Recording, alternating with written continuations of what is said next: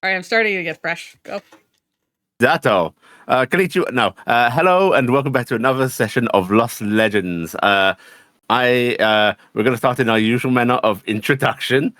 First up, we have Verdazin as. Noah. We have Cross Crescent as. Iala. We have Blackheart as. Taryc. We have Sammi as. Mavis, Jemma, Maltori. We have Tobias. Not a mage, Cassian. We have Markus as. The bloody Markus, hand, Lady Emalia von Steiger. And you have me, Yuli, as your friendly DM. Who would like to try and give a recap? I will give the recap I believe in place of Cross. It's technically Cross. Yes, Cross has for you to do it. Okay. Yes. Right. I very appreciate. Yes. Go ahead, Sammi. I don't know how that's going to work going forward because I think technically it's supposed to go Cross, Blackheart, then me. It will go back to Cross next time. Okay. Yeah. Okay. Next time I'm not going to do it. Hopefully I'm not getting it again. All right. Yeah. So you will after Taryc. What? This is BS. Yep. This is BS. Okay. So last time on Lost Legends, we continued with time run amok, living in this alternate dimension, reality, experience of our lives. Taryc continued having a terrifying time, not too terrifying, but a definitely difficult time out in the desert, being the war mistress as the Knoll leader of her encampment. She decided to tell one of her clanmates that she had had a dream about the Glass Sea and the Red River and the need to go there.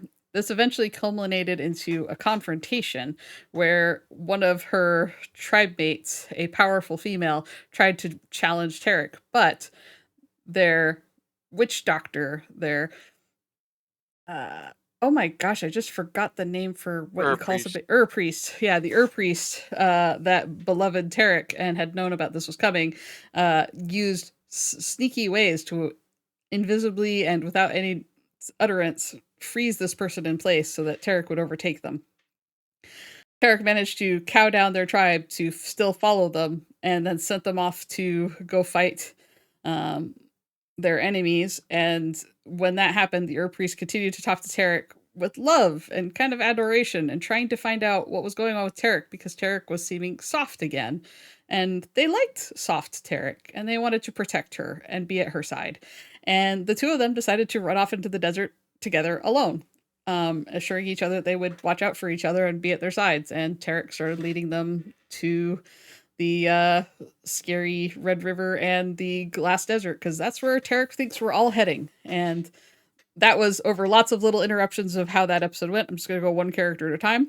Noah ended up getting confronted by 3 sphinxes when they woke up in a different body. And it turns out that was their actual Fae body.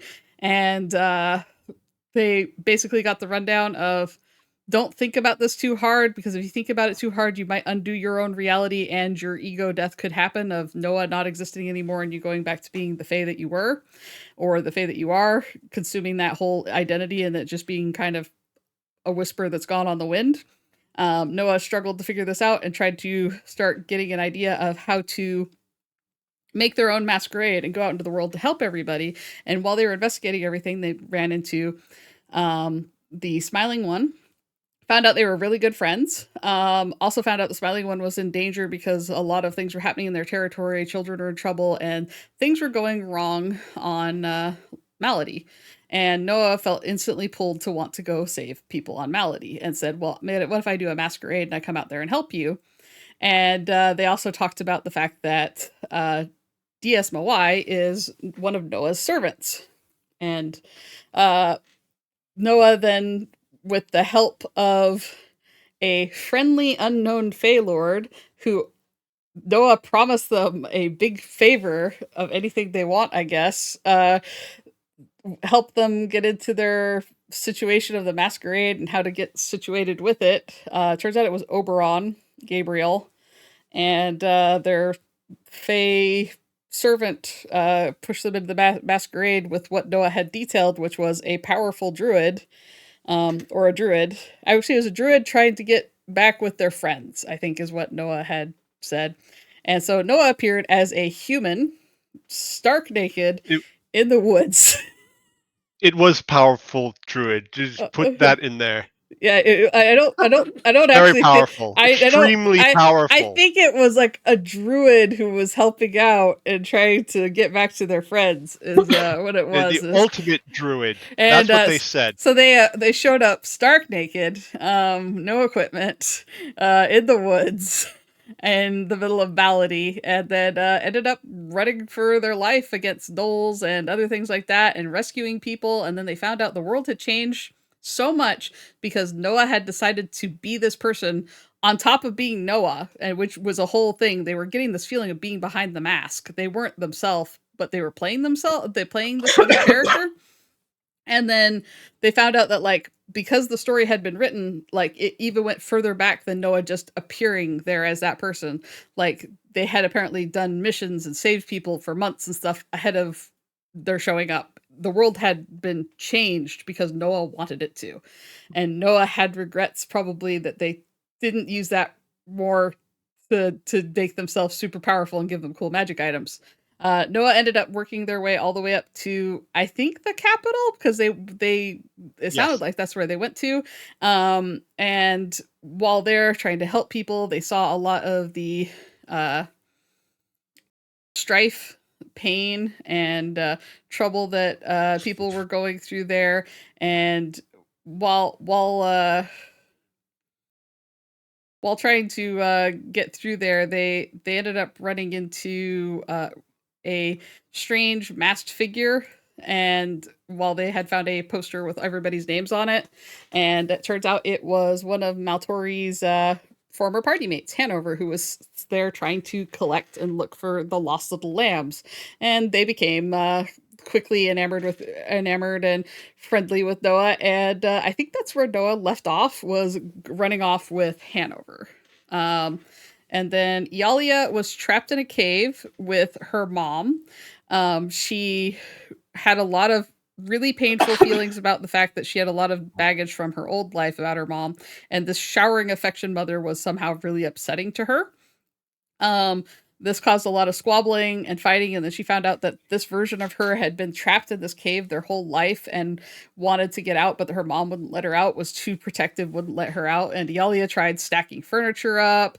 She went through her note. She realized that she was kind of chubby and out of shape, and that her wings didn't work, and she couldn't fly out, and she couldn't shoot her lightning, and she got really frustrated. And then over time, because I think a lot of time passed there where she was dealing with her mom and talking to her mom and started to kind of wear her mom down, that I want to get out, and I'm not scared of going out. And her mom was kind of a little pained because she felt like she had almost like she'd lost her daughter a little bit, because she wasn't feeling that same affection from Iala that she had prior. And I believe we left with Iala having made good headway with talking to her mom, but also physically she was like doing routines to try and make herself stronger, trying to regain what she had lost a little bit, because she wasn't going to just rely on her mom to fix her problem. She was going to get out of there one way or another. And so Iala was like, live to win, gonna make it. And then we have Nim. Nim met up with a group of traveling merchants. She traveled from city to city for a little while, being a guard, using her newfound flame powers. And she was leaving messages in every city using chalk and things like that on different posts on sides of buildings anywhere near a port or an entrance to a city of Maltori and Damar, where we had come in at the teleportation site. And continued on heading that way, trying to get towards that teleportation city, hoping that if she kept flagging that this is where she was going, maybe someone would meet her there. And while she was making money the best way she knew how, to keep funding her travels, she found a fine person to rob. They were a foreigner with a lot of money, so the perfect person to steal money from. She didn't have to feel any guilt about taking money from this pale skinned person at all. And as she went to go snap their purse, they suddenly snatched her, and she was suddenly face to face with Torinfell. And Torinfell basically asked if she was Nim, and she started, yelling vulgarities at him, and the two of them kind of made quick, fast friendship as he explained that Maltori was looking for all of us, and that he was sent to look for us, and he was still trying to find Taryc and Arwa, and the two of them teamed up and started heading towards that next port city, doing the same thing of marking places and trying to spread the word because they had no idea what else to do. So the two of them had teamed up, and she had also found out that teleportation and sending spells weren't working properly for that group of people. And I think that's everything because it was only the three of us in that session. The only real notable thing, Noah met Hanover. Oh, I thought I said that. Oh, did you? Yeah, I she must have missed did. it. Yeah. Okay. All right. In that case, very good. Go ahead and take a bonus inspiration. Everybody remember to refresh your inspiration. Oh. And I don't know how much I'm going to get to use this. I'm going to use it the moment I get a roll. yeah. And we are going to pick up with Emalia.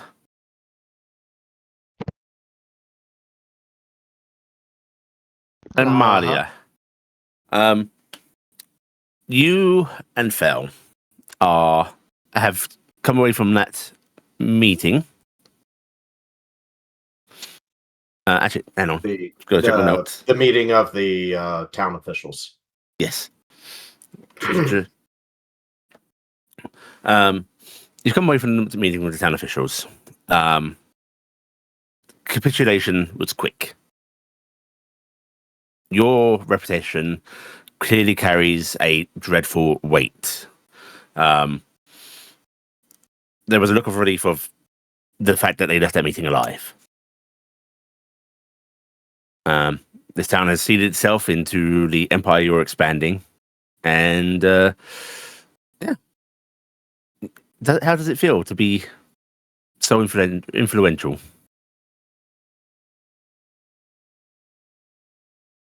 There's a part where her hand was resting on the hilt of the sword. She took the sword instead of the axe to be, quote unquote, more diplomatic.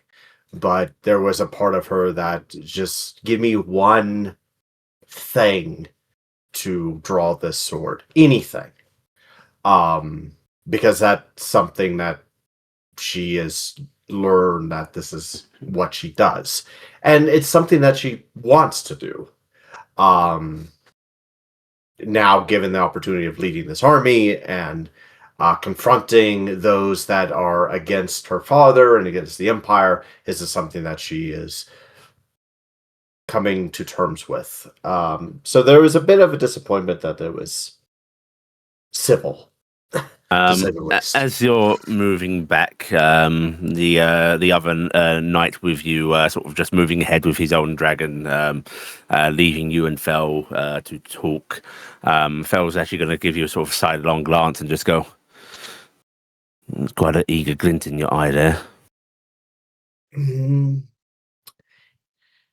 It's compelling for this activities that we are doing. You liked the fear in your eyes? Yeah, I do. It's fear that I had before, and it's good to see it. What are we doing here? I don't know, but I don't.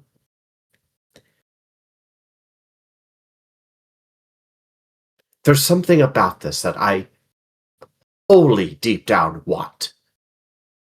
Then I'm not asking what we're doing here. Literally, this campaign.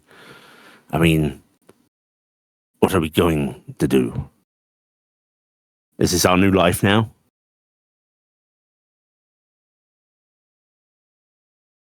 If you want it. I'm not disagreeable to station.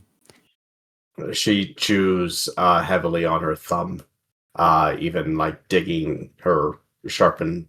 Or I think tieflings have sharp teeth. They can. Yeah.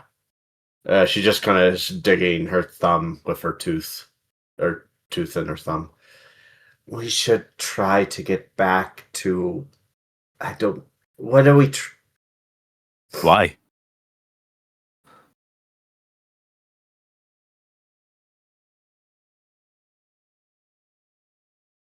I don't know.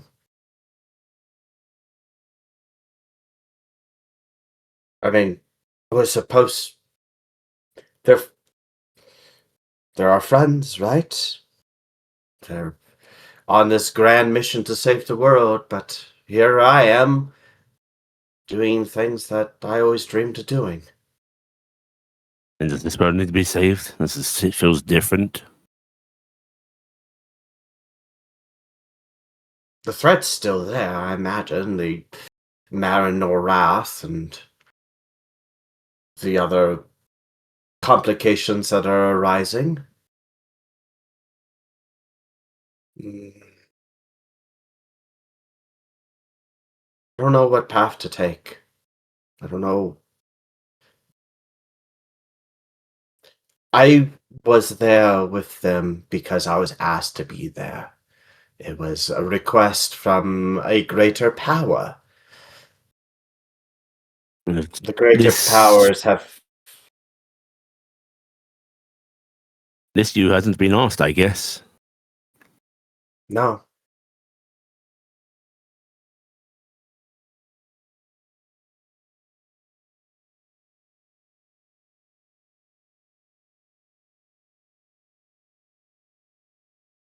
She shakes her head. Then I I'll feel be... that if we... I feel like if we stay on this path, they're going to come and find us. And it's not going to be for the good. They may try to fix this. Whatever this is, whatever we are doing, whatever our father is doing. I don't want to hurt them. More worried about the other way round. Yeah.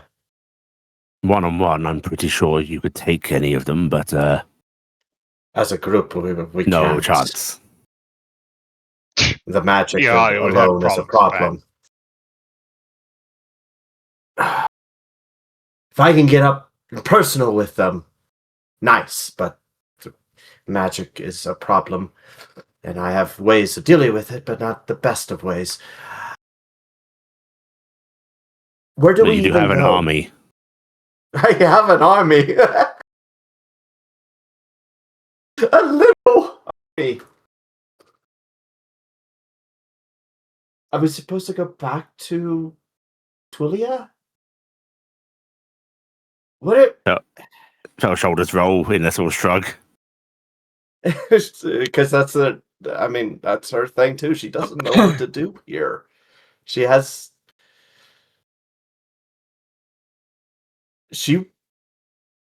wasn't probably listening too well to the Sphinx either.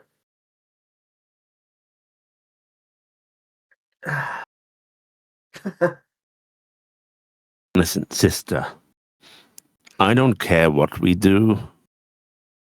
Staying here, eating in the fame and glory and position, well, that's pretty great. But, no, the adventuring wasn't bad either. But I think you do need to choose.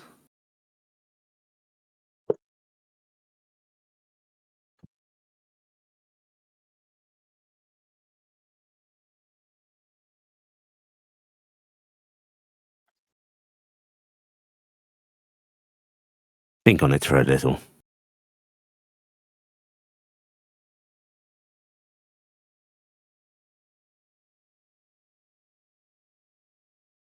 Let's get a drink. Okay. You deserve it. I deserve it. The army deserves it. Let's get a It drink. is. Alright. How long does Emalia dwell on this? It comes to occur to you that if you are all truly separated in different parts of alternate lives, then none of this is going to be quick.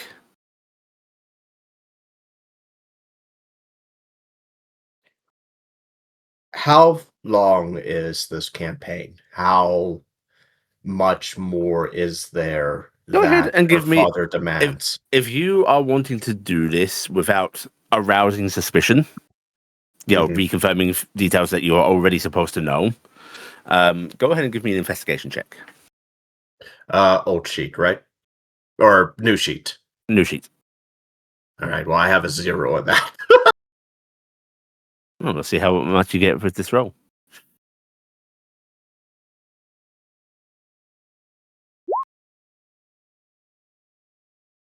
Unfortunately, you're trying to look through correspondence unless you want to re-roll this. I'm going to re-roll that. Okay. Wow. Right. Go ahead and train yourself in investigation. Okay. Mark as proficiency. And you can put your intelligence to a 14. Not 140. No, that's a bit high. You start looking into things carefully. You spend a good week just looking up details, double checking correspondences, listening to conversations, asking questions in a way that is logistics, like checking up on progress rather than what are we doing. You realize that this campaign is probably going to last years. You are in a period where this kind of campaign is a long endeavor.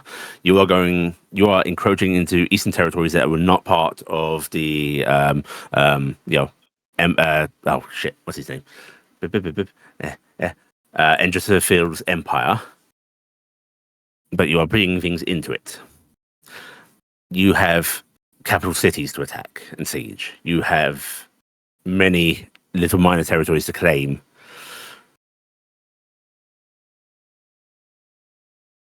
This could, depending on how well you did, last another 5 years. It could last another 10 years. This is the kind of lifelong campaign that you could abdicate and pass it on to somebody else and just retire on your laurels, but the campaign itself is going to last a long time. How long has this been running thus far? You have been at this for a good 4 years already.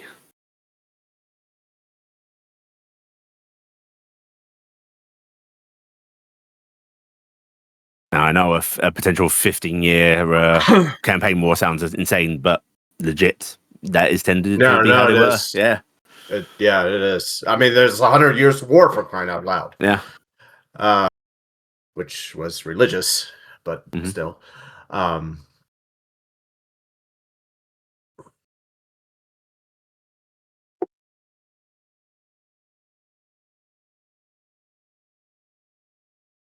She did tell the army that there would be a reprieve after the victory of this city. And that reprieve would probably be a week. During that week, she's going to do this investigation and learn what she can. And then make a decision that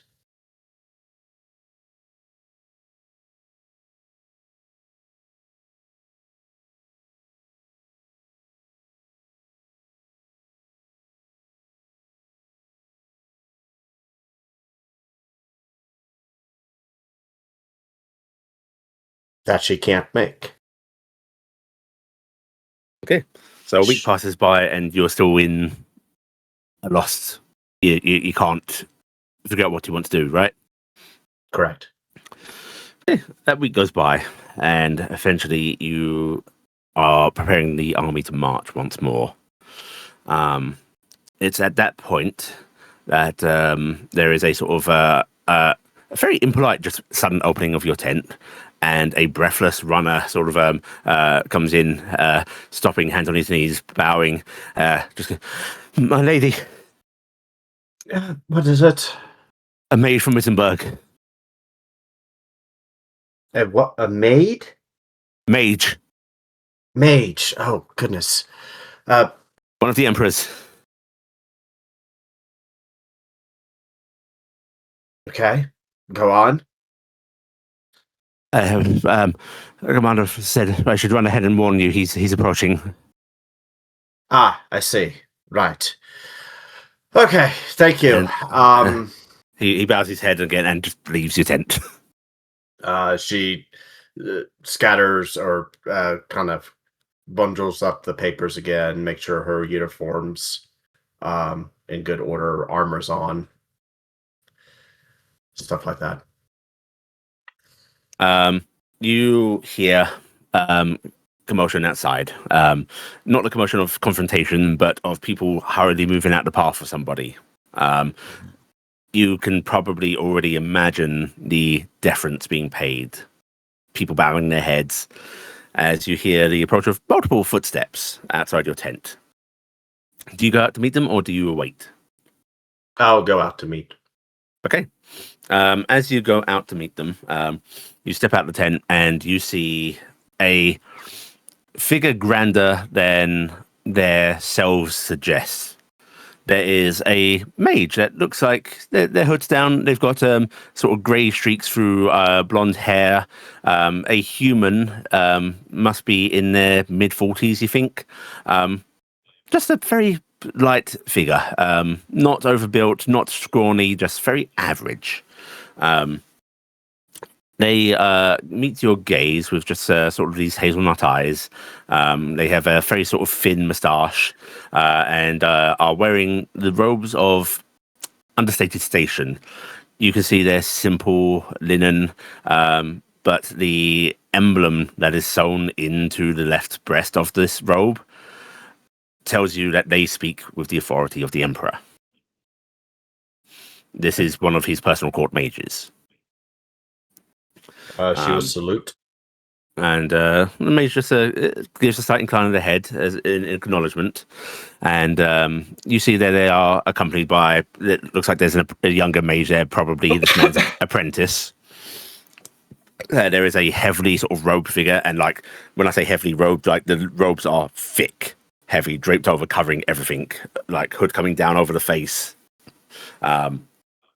And there are just a couple of royal guard as well behind them. The mage acknowledges your salute before pulling out a small round disc in the palm of their hand from beneath their robes, which they toss down into the dirt, and there is suddenly an image flickering into the air. Purpley haze, shrouded, misty, smoky, and the silhouette of a dragon's head appears amongst the smoke. Red gleaming eyes staring at you. Visage of the Emperor.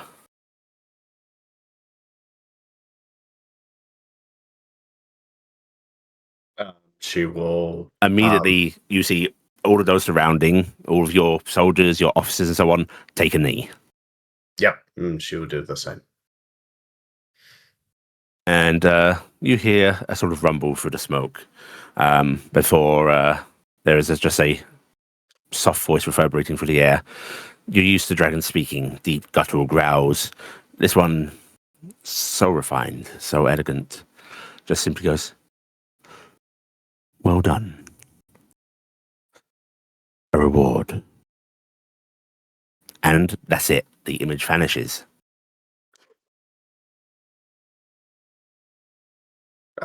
She To have will... even that minor acknowledgement from the Emperor himself is grand. She's fangirls a bit. And she stands up. The mage is just leaning down, picking up the disc, tucking it into his pocket, and finally addresses you himself and just goes, "You have pleased our Emperor." It is an honor. You do well for your family's name. And as our Grand Emperor said, a reward. And he motions, and the robed figure steps forward, and he just goes, "You are to field the first of these." And the robed hood is pulled down by metallic skeletal hands. And it's not the exact same frame that accompanied you, but it's very hard not to see the similarities to Fecna in this armored figure.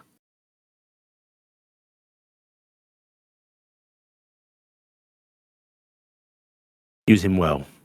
He will obey your commands.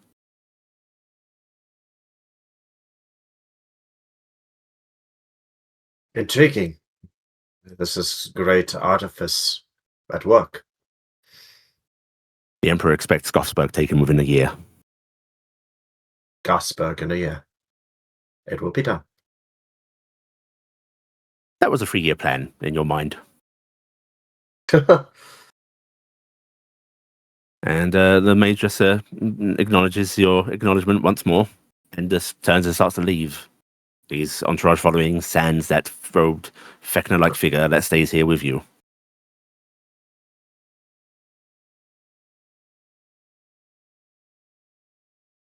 Well, back to it, men and ladies. We have much to do. You do have to follow your words with a rather stern look about, as they are gawking. But after just a couple of little glances, they do finally start getting back to work. The hurried sound of an army readying itself, resuming. If you please. And she motions to the tent. The figure armor thing. This warforged-like figure, the gaze lingers on you for just a couple of seconds before they start to walk into the tent.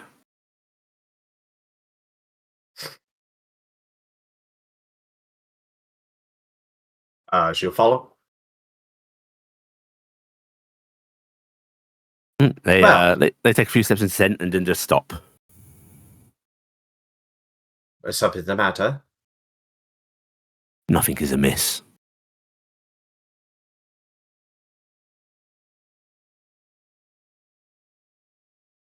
You stopped outside the tent. No, they stopped inside the tent. Oh, inside. Okay. Yeah.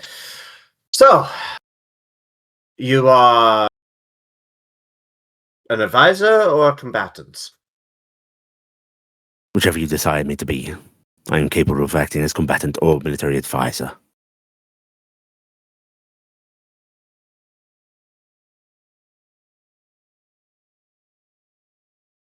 And what exactly are you designated as? Called? I have no designation. I'll call you Bob. Understood. Oh, gosh. All right. Well,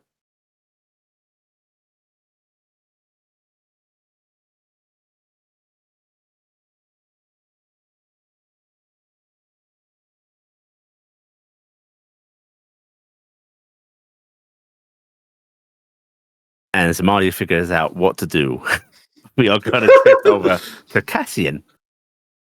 Cassian, you've been on the road about a week with your father. It's been pleasant. Occasional stopping at a roadhouse, but mostly it's just setting up camp at night and just sharing a meal with your father. Plenty of provisions packed. It's not hearty eating, but it's good. Reminds you of the sort of early days of adventure traveling, you know. And it's on one of these sort of little camps that you can see, like, off in the distance over, like, this path winds through a forest, and you can just see, like, deep in past the trees that there's the smoke of a town and so on, but it's a bit too far to actually reach without having to, like, arrive in the middle of the night. Not nice. Mhm. But next day, definitely. Your father is currently sort of like mopping up a little bit of the stew that he's cooked for the night with a bit of hard bread, popping it into his mouth and just going, so I figure we make this last delivery. We'll probably pick up some parcels to take on the way back, but we should be home within a month or so. Okay, that sounds.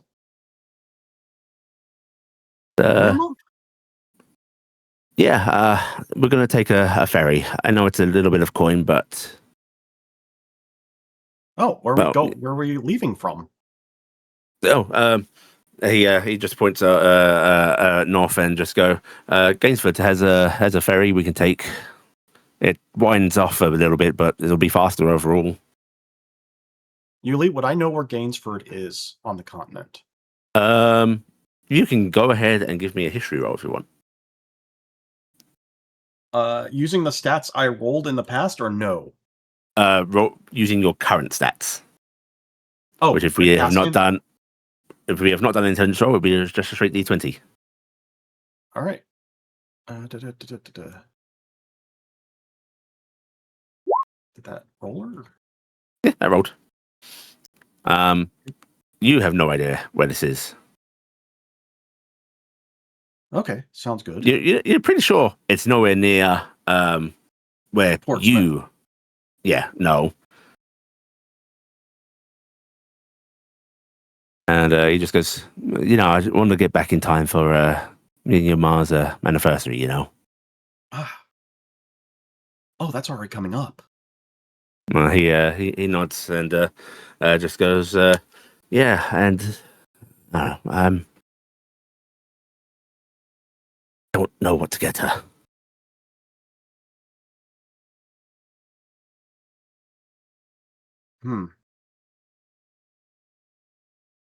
That's a hard question to always answer. You never know what anyone really truly wants until you get it for them. Yeah, and well, often okay, Maltori decides a gift because frankly it's his sisters that help me with that.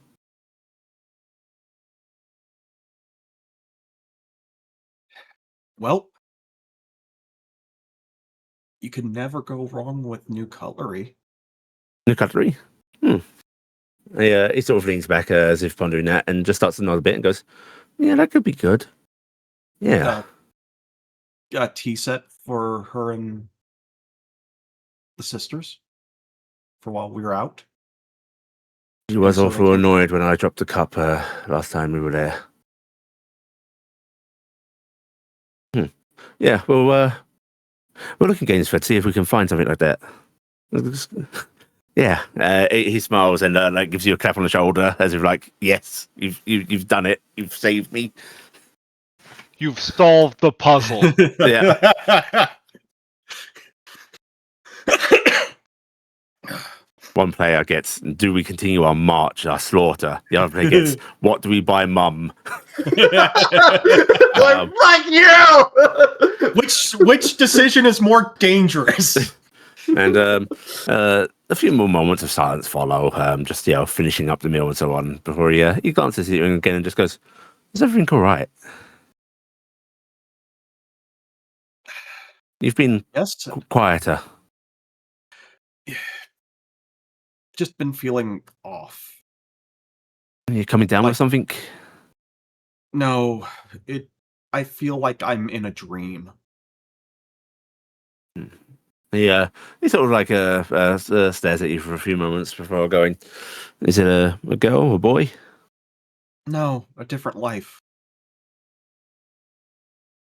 Huh. There's just something telling me my life should have been far worse than it is. No, why would you think that? I don't know. You're a good young lad and you are perfectly deserving of the life you have. It's just something that's sitting on the back of my head, like I should be doing something else. Like I should be somewhere else. Well, look, we've talked about this. I love your company and would be more than happy for you to follow the line of work. But if you wanted to do something different, we'd support you, Roland. It's just I don't know where I would go. I mean, do you know what you want to do? Any inclinings? See the world? Oh, see the world. Try to. It's not exactly a job. No. Well, adventure is a job. If you want to be throwing yourself into danger, I suppose. But even most adventurers, they stick to the local areas, But, I mean, if you want... Well, you might as well throw a fit if you chose to be an adventurer. You know that. Yeah.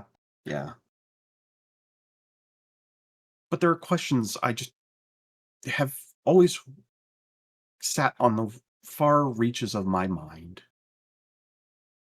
And I kind of lean back and point at the hide and stripes. We don't look like any other centaurs. I have not seen another centaur with our markings, not even nearly as much. It gives you a vaguely sort of amused look before just going, well, you're grandma came from Thule, so... Oh, Oh, I forgot that. you sure you're feeling okay? And he actually just sort of leans in and he's feeling your forehead. You're not running a fever. You haven't smacked your head, have you? If I did, I didn't notice. Oh, that fills me with confidence. You might have smacked me too hard with the shirt when you threw it at me the other day. No, don't go blaming me. Your ma kill me. Look, I mean, if you're interested in your heritage, we have family in Thule. Oh, Yeah. You really are addled. I mean, yeah. this shouldn't surprise you. Your grandma wasn't an only child.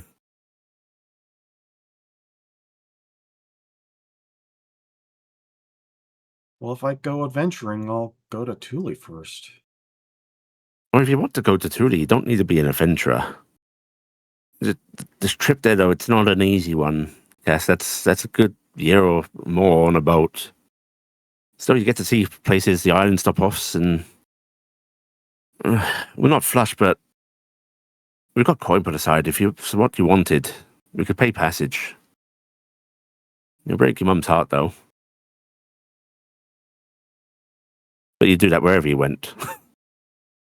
No matter what I do, I will break someone's heart. Yes, that I do suspect. He says with a sour dourness. Cassian's. I'm just looking back at him, and eyebrows go up. I shall so break the hearts.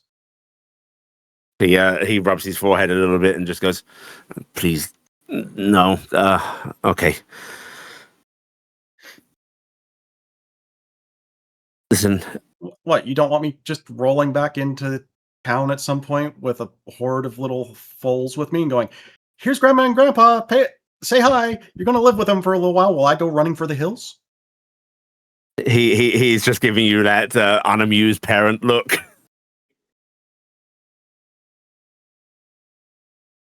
I'm sure your mother would be delighted for grandchildren. I, however, would like a few more years without the screaming children. Had enough of us, did you? Plenty, more than a handful.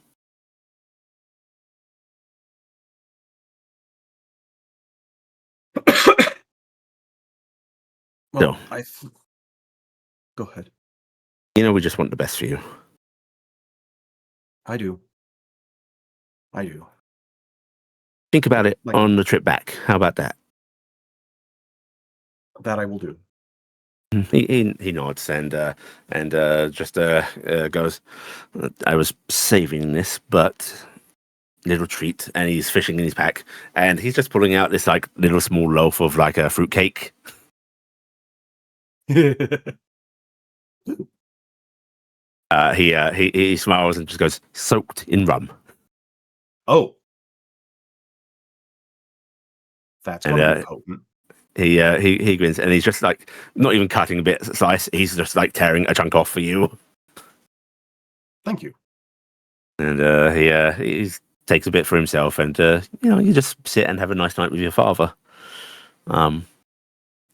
Soon enough, morning comes, and you find yourself in town, looking at addresses that you apparently should know on parcels, but having to muddle away and find your way anyway.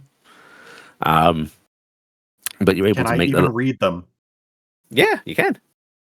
Okay, so I am literate. You're not exactly literate. It's just you recognize these badly scribbled. Like, this isn't a full proper written address. This is, badly spelled.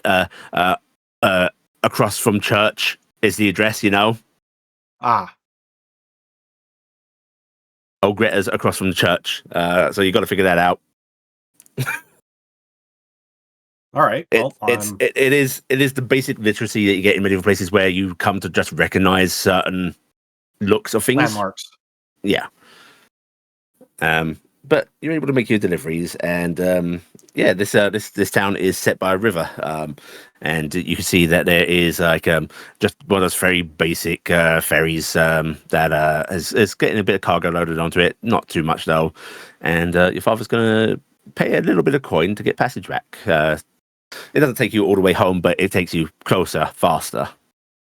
Well, before we get on there, Mhm. on the ferry, is there an adventurers guild in town?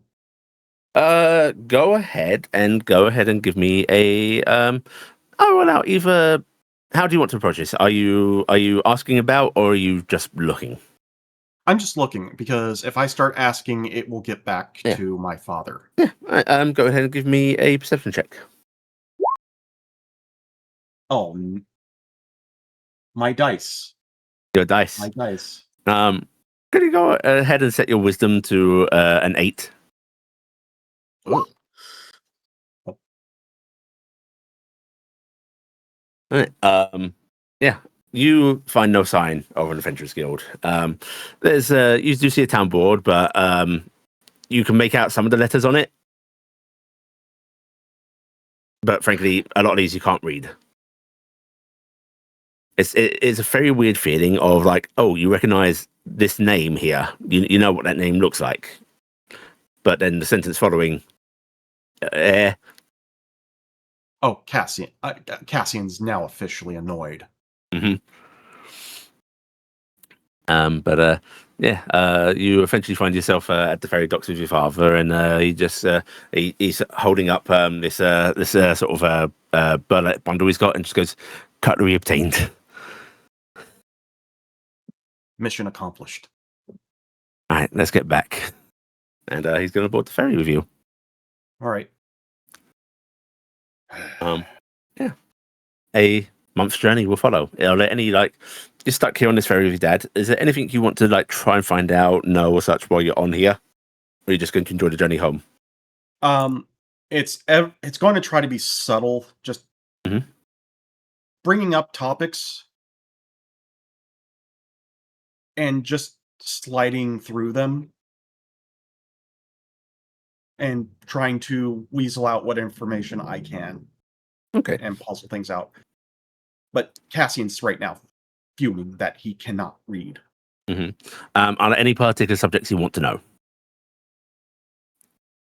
know? Has he heard anything about a faraway land called Malady? Okay. Go ahead and give me. We're going to say this is a persuasion check. This isn't to get the information from him. He'll give it willingly, but this is to see how coy you are at it. Yeah, average. You can mark yourself a 10 in charisma if you don't already have that marked down. I think you already did charisma though, didn't you? I believe so. I don't remember. No. Okay, then yeah. I haven't made any rolls under this. Right. Actually, go ahead and give yourself a 12. You talk to your father, and he knows about Malady. Malady is pretty well known. Apparently, it's in disarray. There are infrequent reports from it these days. Rumor passed down to here. Not a whole lot known, but apparently, there's an increased call for adventurers to it as of a few months ago, and then apparently it was pushed out a stay away. Huh.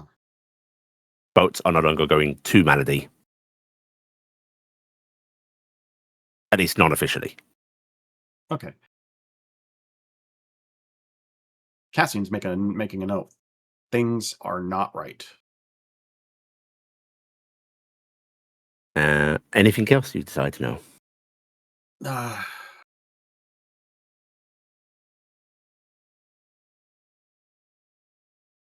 Just trying to broach topics. I'm actually trying to work my timeline backwards to see where the change occurred. Okay. If you start bringing up things like childhood and so on, you've been they never let you go. You know that. And you start asking, and it's that your parents apparently were wandering, starving and such, right? So you try to establish, did that still happen? And you'll find out that, I think you can figure this out. Apparently, there was a point where your parents were essentially forced to leave town because there was a little... your mother and father were in separate communes, as centaurs are wont to do, and your father's relationship with your mother essentially was not approved. Oh. And even though he went to drastic measures to prove his love for her, the fact that they didn't do the... Centaurs have a very established courtship ritual. There's supposed to be a particular exchange, how it happens, when it happens. You don't just fall in love and, get at it. And they broke those traditions. They skipped steps. Yeah. However, they were going to be forced to leave town with essentially nothing but what they could carry. But your father apparently managed to make a sort of impassioned plea, and while they still had to leave, they were given supplies, they were given places to go, and they just made do. There wasn't this upwelling of outrage and anger that you think may have happened before. Because there wasn't someone stoking it. So while early life was hard, they persevered, and they had you. You were never taken away, given away. Okay. Making mental note. Yeah, just pulling information to try and build my information base so I don't seem as out of place. Yeah. And also trying to plan on how to try and get in contact with everyone. When your ferry journey finally stops, actually, I will say, your ferry does pass a larger settlement. It stops for like a half a day or so, just while they're sort of shifting cargo about. You have a chance to wander about. I'll let you try and do another search for adventuring stuff or whatever you want at that point. Yes. All right, go ahead and give me another perception check. A little better. You, again, literacy is hard, but you do notice on like this posted board outside of this simple building that like, there's a mark of an adventurous guild. You recognize that on some of these postings.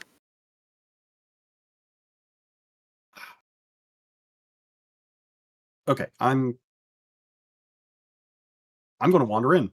Okay, you can walk on in, and this is a familiar sight. Like, it's a small building. It's not as grand as some of the adventuring guilds you've been in, but like, there's a desk. You can see like there's an actual like proper sort of quest board up there. This feels like an adventuring guild.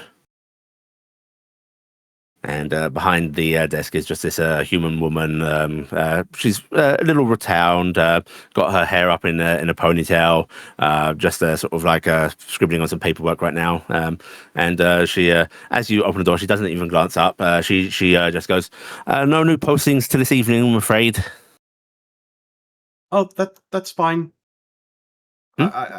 She glances up, not recognizing your voice, and just goes, "Oh, sorry, I thought you were someone else. How can I help you?" I'm scanning the board as I go by, even though I can't read it. You can't read it, but you do see like you can see some pictures and so on. And you realize, oh, hang on, pictures, numbers. Some of these postings are like, yeah, there's text and such, but they're clearly also made for people that can't read. Never had this problem before. And I'm scanning as I walk up. I have a couple questions. Maybe you can help me, maybe you can't. I'm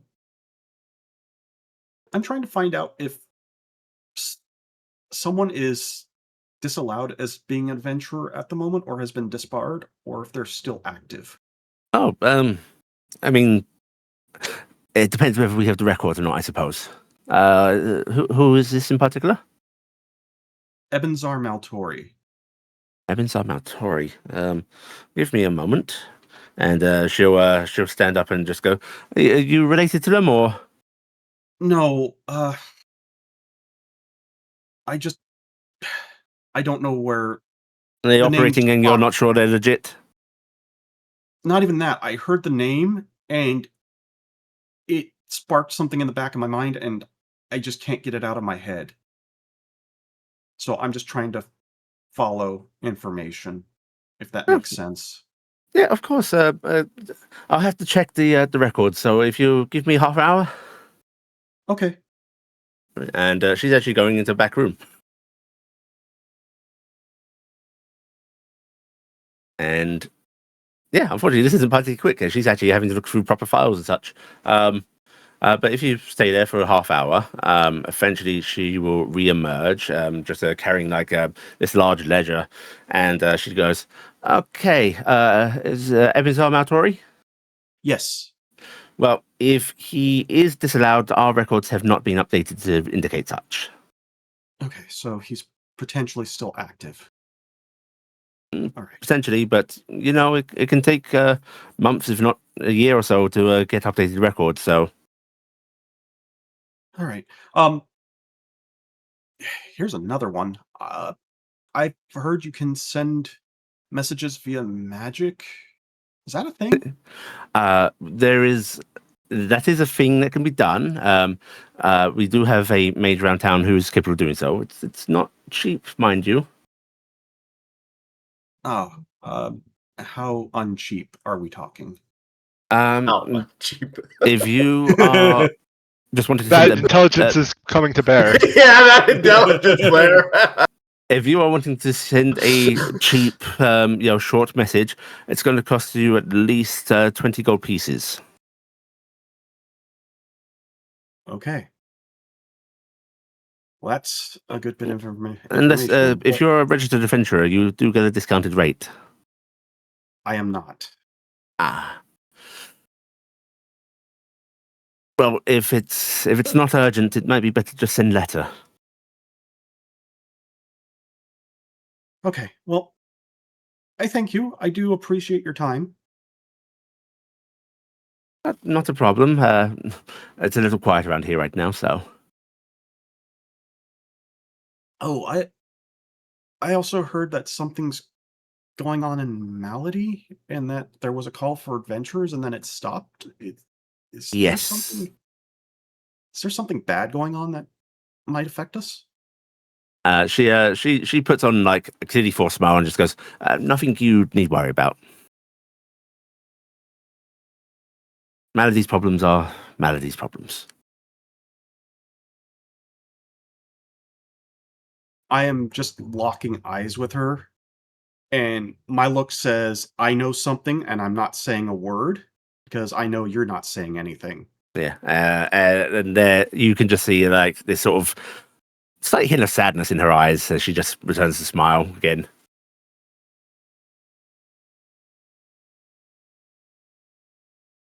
All right. Well, again, thank you. I do appreciate your help. Not a problem. Pleasant day to you, sir. And I'm going to walk out and go, okay, Maltori's not dead, apparently. And he hasn't gone criminal. Oh, that has to be weird for him. But Which part's weird? The not being dead or the not being criminal? not being a criminal. I know, I was making a joke about it, sorry. All right. Anything else you want to do in town before you depart? I am grabbing the name of this town. Okay. You are in. Let's see. Chesterfield. Chesterfield. Would I by chance happen to have ever heard of this one? Go ahead and give me an intelligence roll. And now we find out. You know, you're at an adventuring guild. Maybe you could ask which direction one of the towns you know is. Yeah, you have no idea what Chesterfield is. You know? Okay. I will actually poke my head back in. Ma'am? Yeah. Could you tell me how far away from Portsmouth we are? Oh, Portsmouth. By land or boat? Either. If you're traveling over land, it'll take you maybe 3 months or so. If you stick to the roads. By boat, it depends what kind of vessel, but considerably less going down the coast. Okay.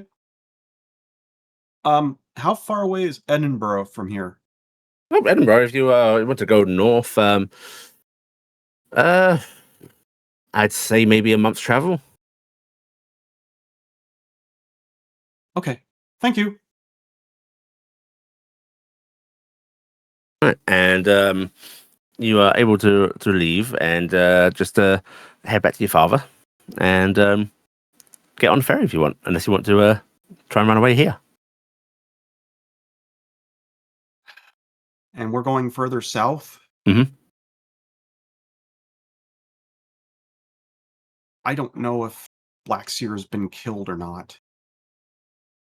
Actually, before I leave the guild, I'm poking my head back in. Sorry.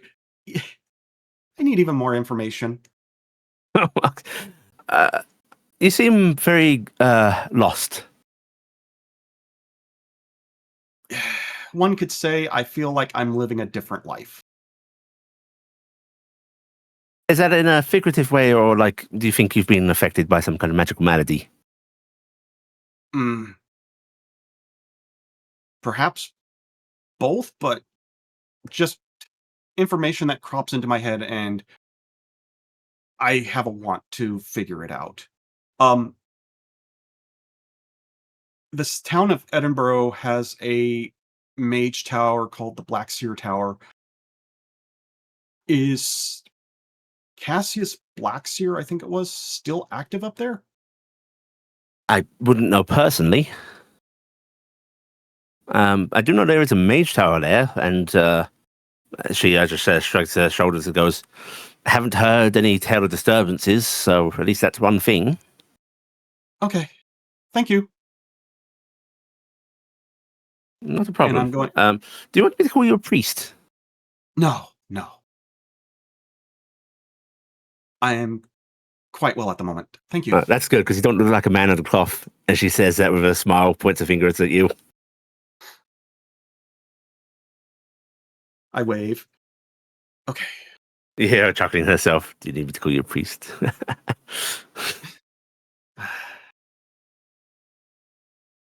All right. I have a choice. Go further south, or I could make a beeline for Blackseer Tower and hopefully he can help me. He might actually listen. Or he could just hit me with a fireball before he even sees me. It's not prone to do that. Or he could just be dead. As I'm muttering to myself as I go through. I wish this weren't so hard. I wish I didn't feel like a freaking moron right now. Everything all right, Roland? Huh? Your father's actually sort of walking down the street, coming up alongside you. You look like you're in your head. Yes, and my head is a mess. Well, has it ever been any different, huh? And he sort of ruffles your hair.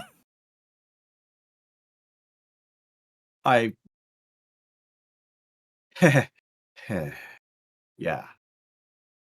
Come on, it's not that far home now.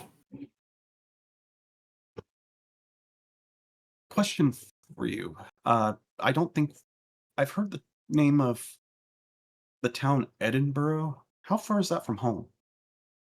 I don't know, actually. Okay. I've never been there myself, at least. Yeah, it's just something that's cropping up in my head. I wonder if this is really taking you, hasn't it?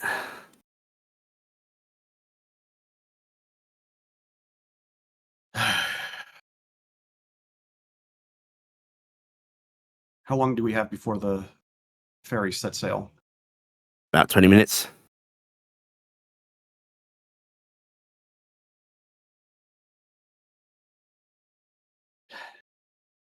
come home, spend some time with your ma, and then we'll see about you traveling.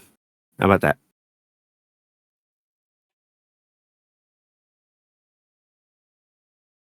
You can't leave without saying goodbye, Roland. I'm grimacing at that. You're right. I can't. Good lad. And I'm just thinking in. He I'm sort of thinking hugs in the around your back- shoulders. I'm thinking in the back of my head, I can't do this to Roland. All right. Your father will guide you onto the ferry, and you begin the rest of the journey home. Your last stop, you've got about a week's walk. Not too far, especially for these legs. It is nice. Well, you might feel a little dumber. By God, does his body have more stamina? You begin your walk home, and we drift. Iala.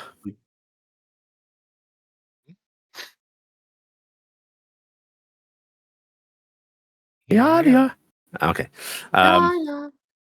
You have been here for months. Just slowly working away at your mother's feelings, spending time trying to strengthen your body up again. Can you go ahead and actually just give me a strength roll?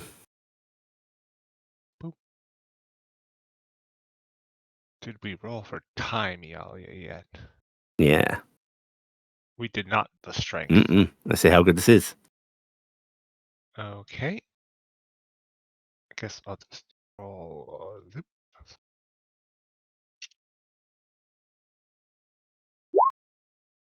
14. All right. It's not quick and it's not easy, but you can feel improvement. Good night. One of the big difficulties comes from reducing your diet. Your brain tells you, oh, this should be easy, just eat less. However, your body really doesn't want to do that. And so the biggest hurdle isn't really the exercise, it's the hunger. And that's probably what makes this most miserable. You're trapped inside, you're having to work out, but just that persistent feeling of always being hungry because you're not letting yourself eat what this body demands, it sucks. This is the worst. She wakes up one morning just complaining while just lying on her back in bed, wanting that huge stack of pancakes of Eld, but which is your mother consistently keeps cooking those big breakfasts, big lunches, big dinners. Even if you don't eat it all, even if you ask her to make you less, it's always there. I didn't expect to have to practice my mental fortitude as well as my physical. And it's getting out of bed that morning, your body aching from exercise from the night before, your wings, you just have this constant feeling like they're burning lightly just from the strain you're putting them through. It is walking out that morning, dreading the sight of that also tempting breakfast, that you come to the table and you just see a very, like a lightly poached egg, a piece of toast, and that's it. And your mother just sort of sitting there eating something very similar.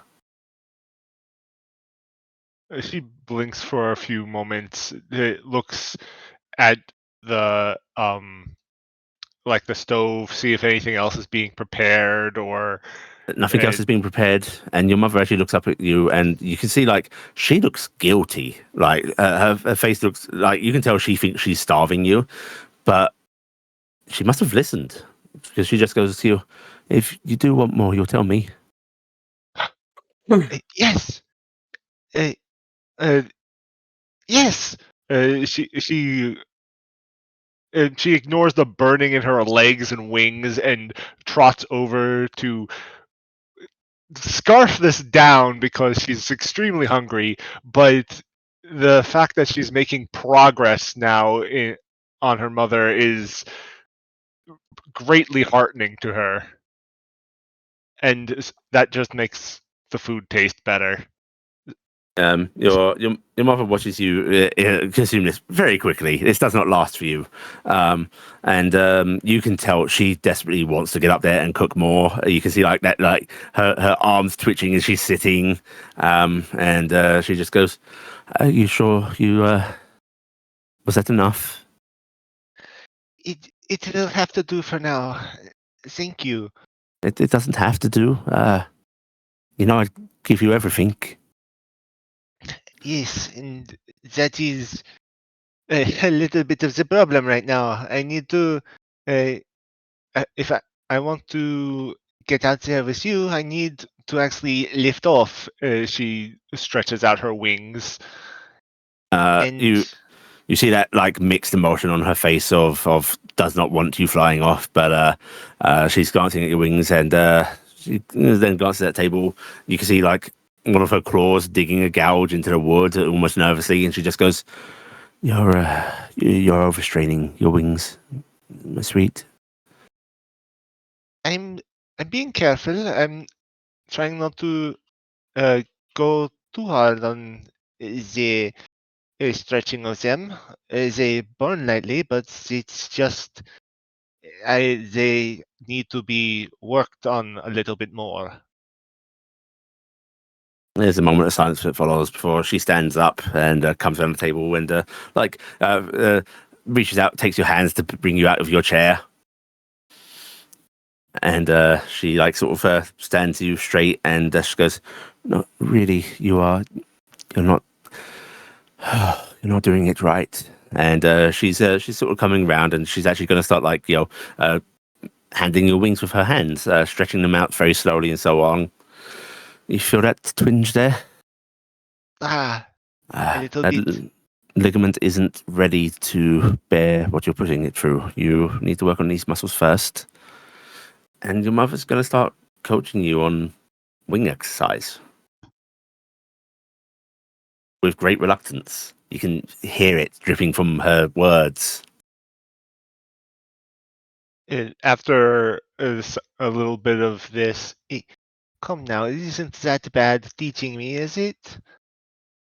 I've always wanted to teach you how to fly. Since this is a perfect opportunity, I very much want to lift off with you. Markus, they don't. Emalia doesn't know. Iala doesn't know, rather. Iala doesn't know beyond. She's in a cave. She's been living under a rock for the past couple minutes. They've been under a literal mountain. Okay. Yep. I don't know where I am. I don't know what's going on out there. All I know is that I'm bored and am extremely hungry. And extremely intelligent, apparently. Oh, that's good. I think we're going to have some big class rewrites going on. She's going to bring you into a hug, and you feel her head atop of yours as she just goes, "Don't fly away from me." I want to fly with you, not away. You promise? I promise. She squeezes you tightly, and then she steps back a little bit, and you see like tears in her eyes as she's looking down at you, placing her hands on your shoulders, and then she goes, "Okay, my little hatchling, let's do some actual flying lessons." Okay. This is such a great day, Iala. And also, oh my god, this fucking sucks. You are an hour into these flying lessons. You have taken so many falls, it's not funny. How can you not remember how to do this? Even accounting for your the weakness of your wings. You should know how to do this. Why don't you? You are having to relearn this from step one. I And it feel like I sucks. just hatched. You're as cute as then. Ugh. Okay, right. No, that was a good attempt, but yeah, I'm just going to give you a little help, and she's basically doing the thing of she's holding you in the air, flapping herself, and just trying to get you to at least sustain some airtime. And yeah, this is going to be you for another while again. She's going to teach you how to fly. There are good days and bad days of this. There are a couple of points where she actually seems to have like emotional breakdowns of her own. And Iala probably doesn't recognize this because, ye olden times and so on. But you start to recognize those swings, and your mother essentially seems somewhat bipolar. Oh. There are points where she sort of like doubles back down, can't bring herself to like give you the ability to leave. And then there are days of like enthusiasm. Come on, I want to teach my daughter how to fly. She's not going to force the issue when her mother is feeling down and just kind of tries to spend some time with her, like possibly trying to learn how to do play board games if they have any.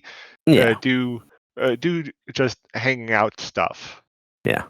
Well, Iala does not have our modern terminology for it. I think she does come to recognize that her mother isn't. She's a little mentally unwell. Mm-hmm.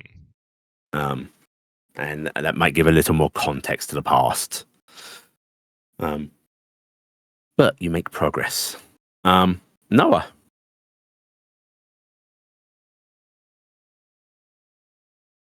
Noah? Hello? Can you not hear him? I did not. Really? Hello? Hello. Yep. Yeah, he responded. Okay. Yeah. Right. Noah, you've met Hanover. You have this strange air quote conversation with this man in the jester mask. You will learn that this is a companion of Maltori's. They are here specifically waiting, looking for you guys, and you start to go, oh, waiting for my friends. And I'd like you to create for me 4 fictional identities that the masquerade created, because you specified you were looking for your friends. So, there's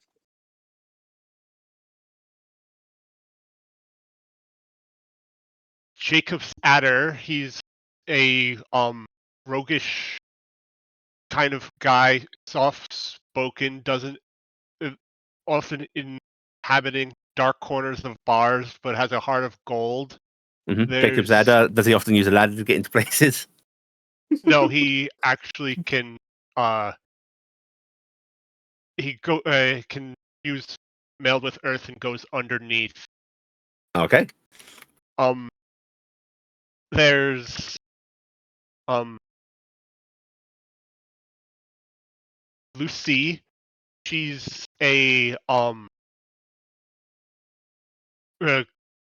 calm, cool, collected kind of witch. She's sardonic, but is often there for her friends. She is very into making her own spells. There's Gronk, a very large half ogre poet. He's normally the muscle, but he's well known for his poetry writing. And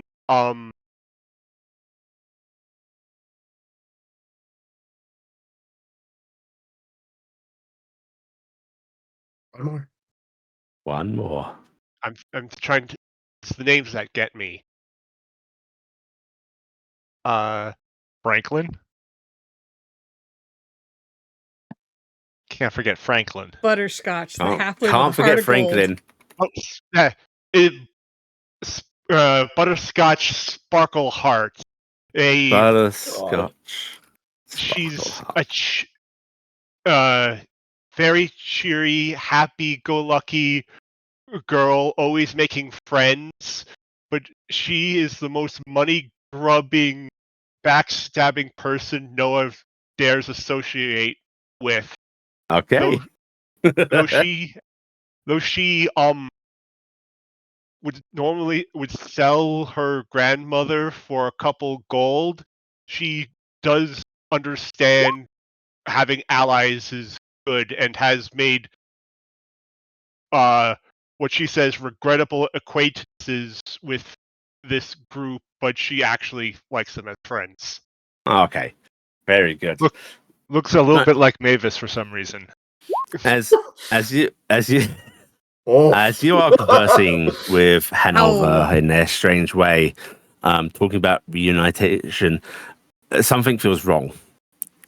Hanover is like gesturing, writing down names and so on that you realize don't feel right. What is this? What's a Cassian? What's a Mavis? You're looking for Jacob. You're looking for Lucy.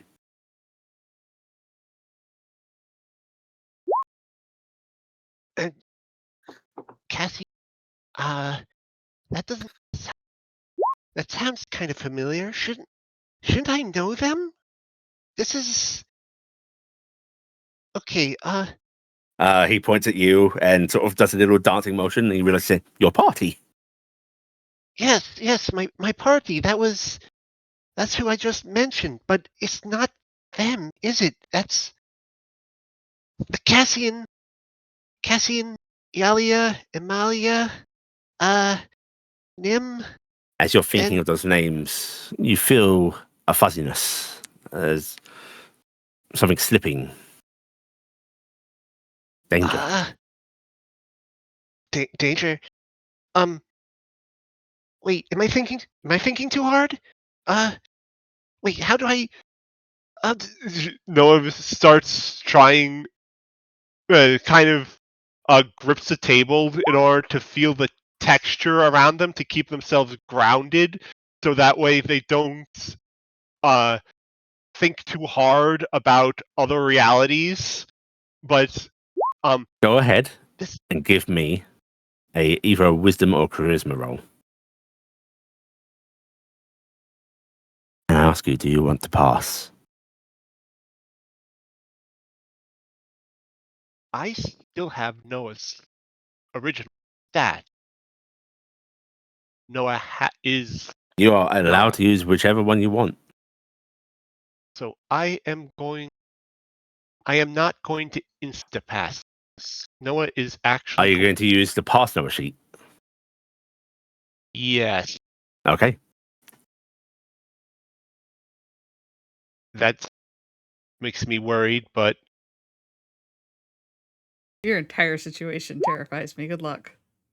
Do you want to Oh, reroll no. that? I Reroll. really recommend you reroll that.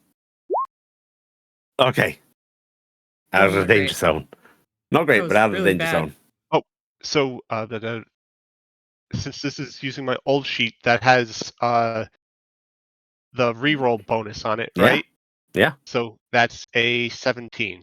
Okay, better. Right. There is a brief flash, a moment of panic, of unraveling, and something in you makes a decision. Not you. You? Your brain doesn't think about it. It happens. You look around and you see a wall in here. This tavern apparently having one of the smaller boards, people marking the dead. And you see unfortunate names on there. Jacob, Lucy, Gronk, Butterscotch, lost in brave defense of this city. Guess you have no reason to be here now. Noah's heart's thing. They get up and walk to the board and puts their hands on the wall, going moving their hand over each of their each of their designations. this hair. I don't know these people, but I also do, and they're You know them deeply. Your friends, your companions. they're gone already. And in back of your mind, something far deep down asks, did I make them? Did I kill them? Noah just puts their head, leans their head against the wall and closes their eyes for a moment.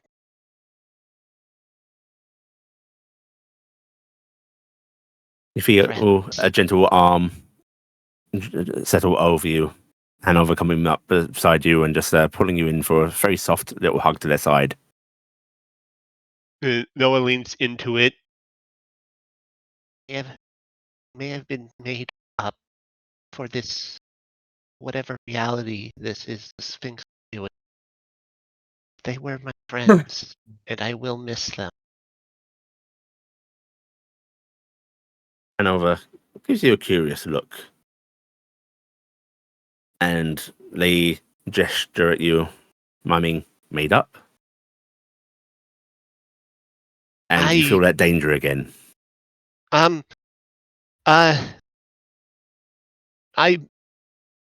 No, not made up. They're real. They're real here. See it right here on the wall. But the others, you know where Maltori is? Do you know where the other these They are? nod and they make a gesture of they put their hand into like the form of a sailboat and start bobbing it. We can sail to them? They nod. Do you have a boat? Should we go right now? That they sort of gesture uncertainty. Noah leans back and thinks for a moment. This would have been swap. You're cutting out a little bit. This would be so much easier if I could change my mask a little bit. They mutter to themselves. Are you thinking about the fact you're wearing a mask? For a moment. Okay. Can you go ahead and give me a charisma roll, please? Please don't. Uh-oh. I'm using my old sheet, so can have 1 second. Darn it. That's negative, not that's apply negative, not apply positive. Okay. 11. As you think, Noah, think about the mask, the role you're playing. You're not subsumed by it. You're acknowledging it. You feel yourself starting to separate. This form isn't you. Why are you playing this role? If you can't immerse yourself, it must not be a good role. Have to. No, I have. Do I stick? No, I have to. Hello, Noah. Oh, God.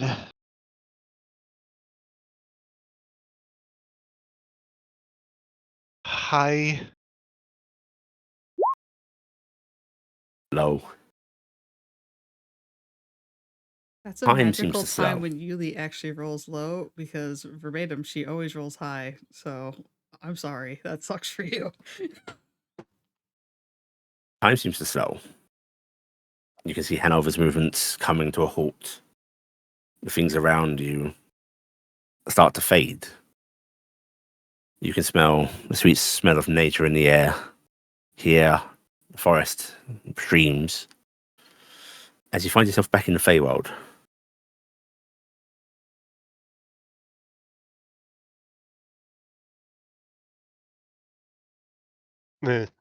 Noah looks around nervously. You look around nervously, and yeah, this is definitely not the Borderlands. This is not a real forest. This is too beautiful to be anywhere other than the Feywild. But it's definitely not in the city. You don't see any other Fey around, and you look down, and you're not in that humanoid form. You are once again a Fey Lord.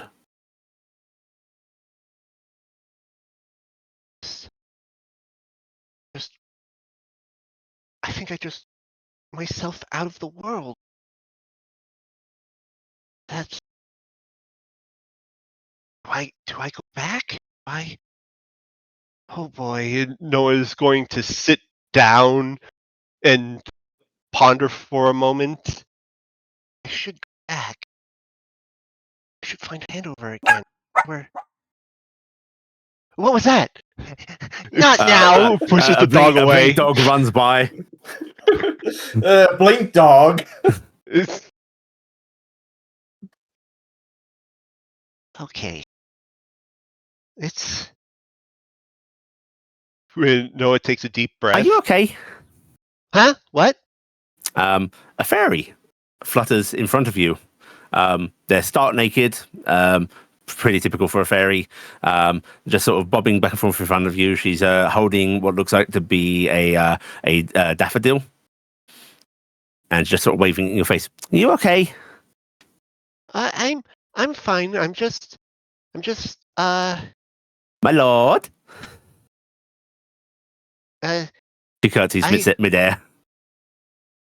I am fine. Thank you for your concern. I am just thinking about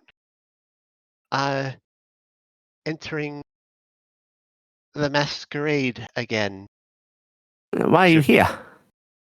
I got lost. No. You don't get lost to here. I got lost in my thoughts. Oh. And is that why you misbehaved?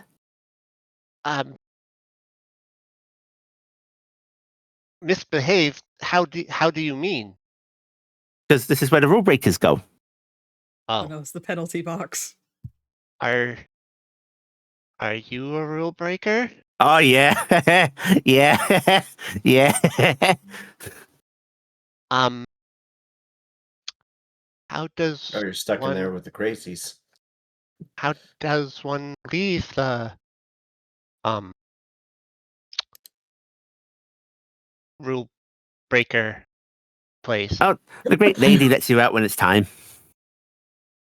When's that? She shrugs her shoulders.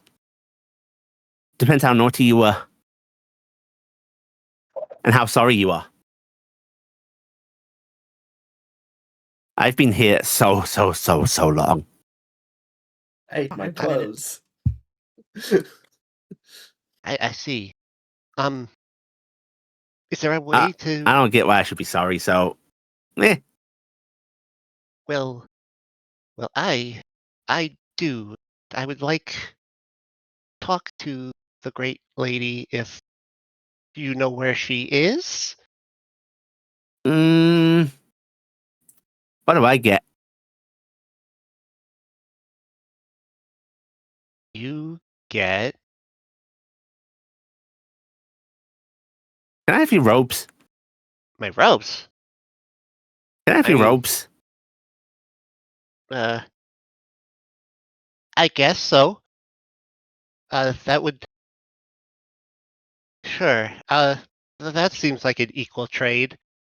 I'm somewhat desperate at the moment. Noah thinks to themselves. And Noah takes off their robes and passes them to her. Okay. You are standing naked. This tiny Fae is holding your robes by the neckline, and they look like they're trying to lift them up, so it looks like there's still a person standing there, bobbing their head behind it. And then just go, okay, thank you. So you're going. Oh, darn it! Darn you! Darn you, Tech! I will tell you all I know of where the lady is. Okay. Whew. I don't know where she is. No. Bye. And they are going to fly off with your robes. I just got mugged by a fairy. Wonderful. Very embarrassing. She's a Fey Lord as well. Yeah, which you do hear a voice from behind you just saying, very embarrassing. What? Noah turns around. There is clearly a fellow Fey lady standing there. She is wearing these sort of very sort of butterfly motif robes, like they are styled after wings and such. And she's just sort of smiling at you. Notably, while her robes have this sort of butterfly motif, her wings are actually feathered. And she smiles at you and just goes, "Still, I'd expect nothing less of them."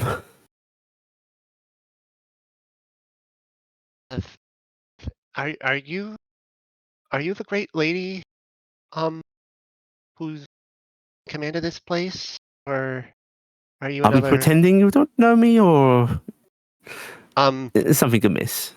Noah goes through their mind trying to remember if they remember her. How much do you want to do that? Oh boy, if Noah feels that thing, Noah's going to come back and Oh,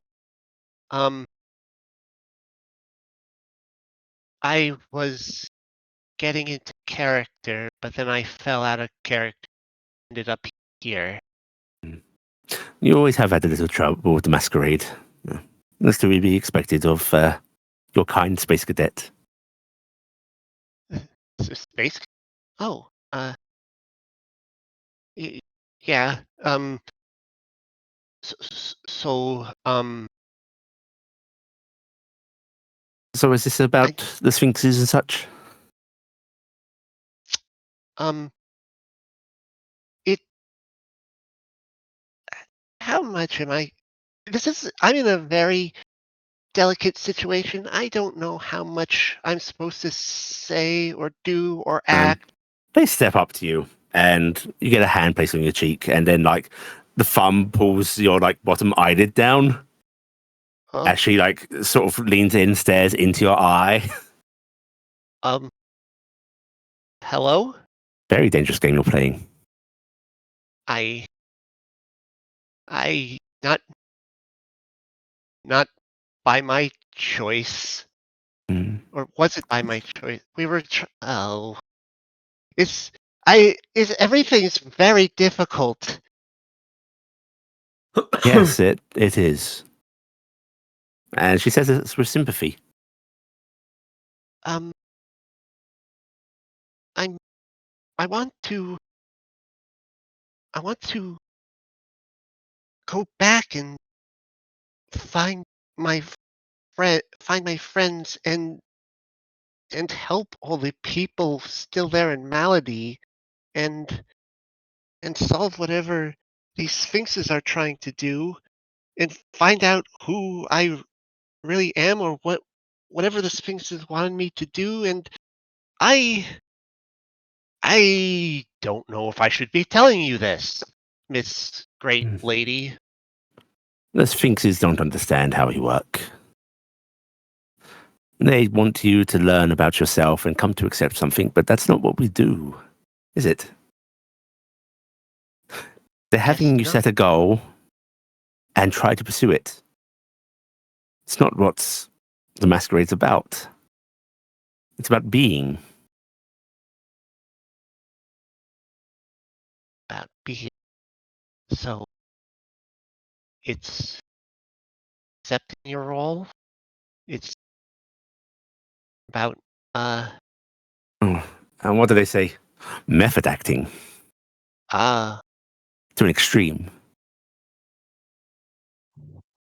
I felt like I was doing good until I started thinking about my other party, and that's when the masquerade slipped.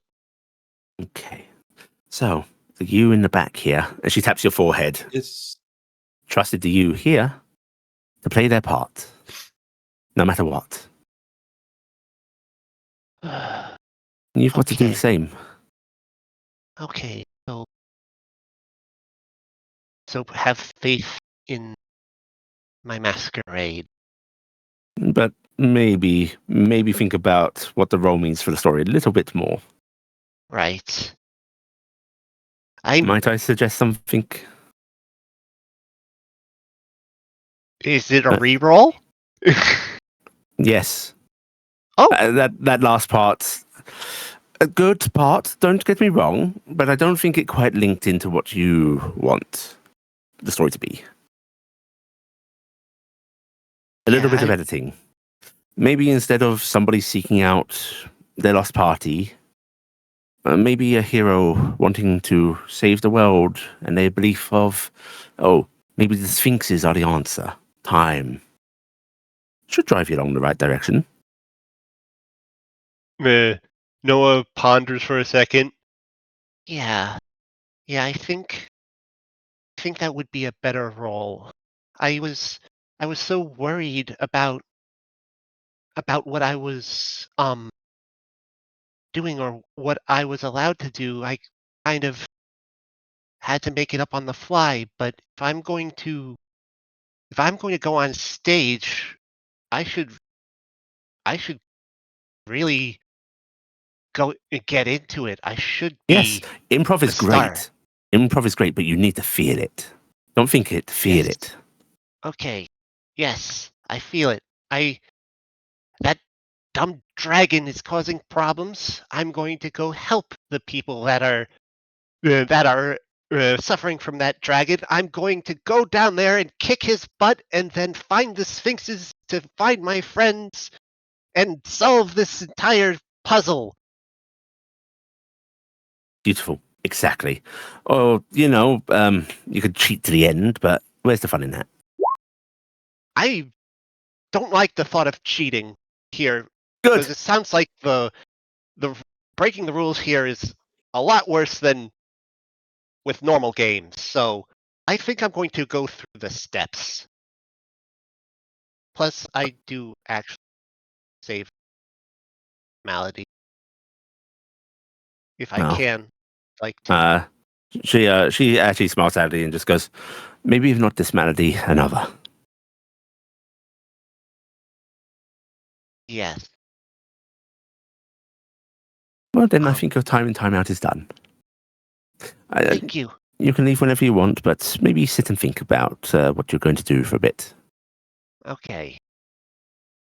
And Noah goes to a stump and sits down to start thinking. And do imagine yourself some clothes when you leave. Oh, right. That's a good idea. I don't want to. She winks at you. It would be the second time that I would have landed in the masquerade without any clothes on. So let's try not to do that. Really, I think that's the higher percentile of what happens for most of us. Okay. So. And she gives you a smile and then just like a little wave with her fingers. And she's going to walk into the trees. She was nice. Glad I met her. Tanya. Yeah, as Titania leaves the scene, I don't know that. I've never met a Titania before. Part of you knows it. Oh, right, that part. As we leave the scene with Titania, and Nim. Yes. You have been traveling with Torin for a few days now. And Torin's just sort of going, okay, your Arwa, she's likely still here. Do we want to separate, like, we could send you on the way to Maltori and I can wait for her, or do you have any inkling of where she might be? Why are we going to Laril? So, Maltori's been doing a lot of research himself while trying to figure this out, right? Yes. He doesn't think Tuli's going to be the way. There's supposed to be multiple ways, though. Exactly. He came across something auspicious, or rather, he found we already had something auspicious. Oh. He's collected a lot over the years, and we have books that he wouldn't have had things in our packs, our collections, if you know what I mean. Yes. We have things detailing a great tree in the Feywild. A tree that is supposed to be a pathway, a traveler. There is supposed to be a dead god named the Traveler in our world. The slime people. He is supposed to mention. swears that we never had that book. That the stories we have never were for you and him.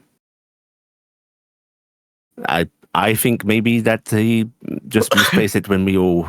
he pauses, trying to find a delicate word. Split up. But he insists. So he wants everybody to go to L'Oreal. He shrugs his shoulders and goes, I personally think we should all be coming here, but Yes, I would he's a expect stubborn that old fool. we would go right back into the Sphinx Temple like we were... It sounded like we were supposed to, but... Then why did you head here? I came here because I figured that everybody was separated. I didn't know where they'd be, and I figured the last place we all knew each other was at this teleportation circle. So I thought that we'd come Surely here. the last place you all knew each other was near the Sphinx Temple, no? Yes, but going out there alone is deadly. I figured the smart people would gather up first, and also if people were coming from off continent, this is the main port to come into Thule. Well, I am going to be sure to tell him that you think I'm smarter than he. Well, yeah, I think he already knows. I think that sometimes. Still, Maltori's planning on not whether we should be here in Thule or L'Oreal. And the main thing is he says that we are going to be on L'Oreal, then we are going to be on L'Oreal. That's the plan. We just have to get everybody first. But you'll go. I won't leave without Arwa. Do we wait here or do we go looking? If we go Taryc should be around here as well, right? If we go looking, we need to leave notes. Unfortunately, I don't know if you know this, but finding somebody in a Thule city is kind of impossible. Yeah, yes. Yeah, it's really with palpable frustration. You know, it's actually kind of really amazing that I was trying to nick your purse. Coincidences. He sort of looks around. Unfortunately, Taryc and I didn't share very much about our homes, where we came from. I just know that Taryc was in the desert with their tribe when their tribe turned, and then they got run out. Do you think they're likely to head here? This is where me and Taryc both left to go to L'Oreal. Or not L'Oreal, Lonesome. So, Lonesome. And, does Arwa know this is where you departed from?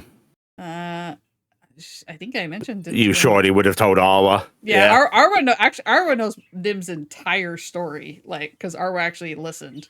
And Nim learned all of Arwa's story, but it apparently didn't happen. So she's not sure.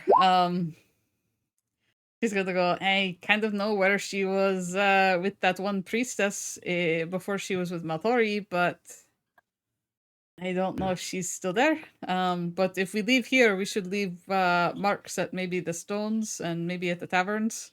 Let them know that we are going and we intend to come back. He's sort of like putting his hand on his chin as he's thinking, just going, and slowly shakes his head and goes, if she knows about this part, then she's likely to come here. If Taryc isn't, maybe I should go looking for Taryc. All right, you go look for Taryc. Do you want to take Nomi with you? Nomi hisses at Torinfell, and Torinfell stares at Nomi and just goes, I'll pass. All right. I was thinking it might keep an axe from going through your head or something like that. You think they're likely to attack me? Not sure with Taryc. They did not actually deal with you in the combat, so maybe you'll be fine.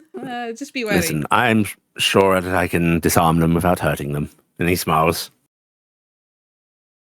All right. After all, didn't it take quite a few of you to take me down? Well, you are slowing down, old man. Wow, you are definitely his. Okay. All right, I will hold down here, and you come back and check in on me. Okay? You got enough coin for food lodge?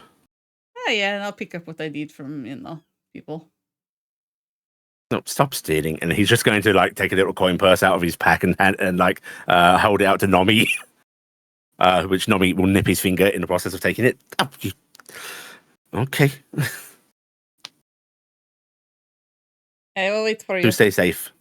I think Maltori might actually strike me down in this time as well if I lose you. He Right. didn't strike you down last time. He could not hurt you. Yeah. And he just sort of trails off a little bit before just giving you a very curt nod. And he's going to look around and just goes, do you have any idea which way they came from? Yeah, they came from that way. Wait, you mean Taryc? Yes. All right, so I'm going to call for a luck check. I'm gonna say I have a vague idea, but I'm probably gonna say direction wise is about the best I probably could get maybe muster. All right, so what do you want for a luck check for this? D20, just a D20. No, we're going to do a D100. The higher, the better information you have. Oh, great, but I'm bad at high. 54. Not bad. It rolls high. Average. You know that they at least came from a tribe in the southeastern dunes. That's about all you know. I know that tribe raised in the southeast. That's about it. And I think I know because me and Taryc traveled together for like a year, so I'd probably be able to give the tribe. Oh, actually, no. Direction should come from that'd be northeastern dunes. Okay. Yeah, I'll say northeastern dunes, and then I should be able to give the tribe name. Okay. He'll go. All right, that should be enough. See you in a month or two, maybe. All right, I'll be here. Maybe when you come back, I'll have somebody with me. And let's hope. I'll pray for you. Wave. Torifel sort of like waves casually over their shoulders. Are we walk supposed away. to send word that I'm here, or that you found me? Or... Wish we could. Wow, that's great. Bye. And he's gonna walk off. How do you busy yourself for a couple of months? I want to practice. I've got bard practice to do, and stuff like that. Okay. So I'll start practicing. I am going to very badly start spreading the word of whisper. Okay. As somebody who cannot be heard by the gods, I can be heard by other people. So I will start to get people hooked on songs about whisper. Very good. Go ahead and give me a performance check. Okay, I'm assuming I don't get to use my stats still. I've got my blank sheet that I have, which I don't think I have charisma on this one. I have deck. Oh, I have charisma. Okay, cool. I don't have performance though. Trained. All right, let's roll me your charisma. I will do this untrained. I will spend my reroll on that because I might as well. Okay. All right, reroll it. Plus build bonus. All right, you can mark performance trained. Okay, cool. You can actually subsist yourself a little bit as well off of tavern performances if you want. Yeah, I'll do a little bit of that, but I get better at playing music, singing songs. You start singing songs, spreading the gospel. Yep. And after about a month and a half, a priestess comes into town. And you will catch sight of her and immediately recognize Arwa.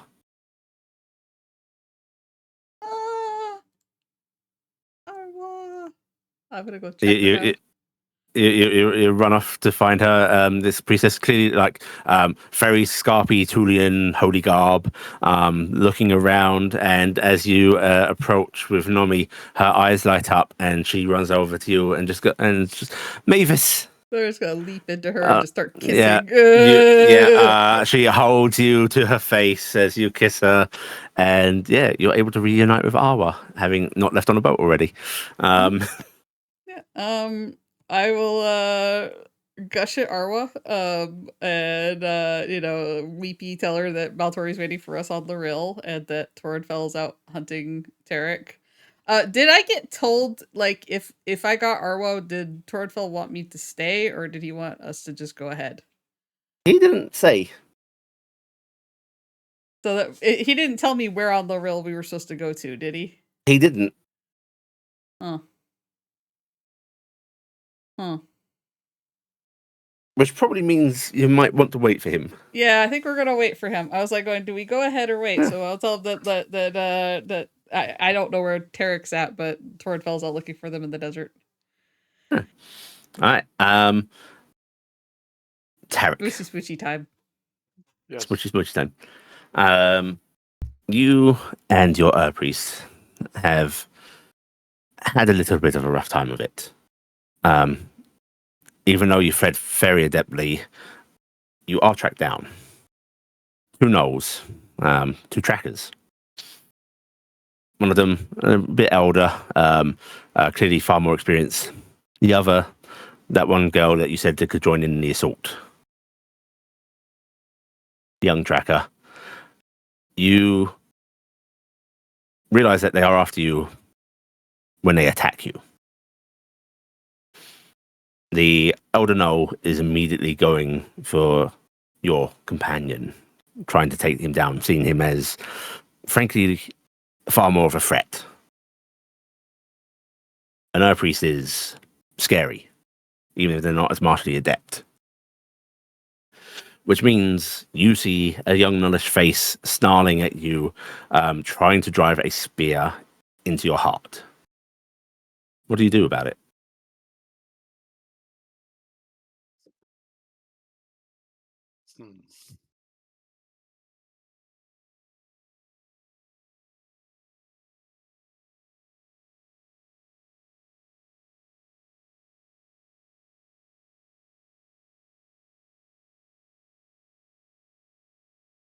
Dang, which one do I go first? I'm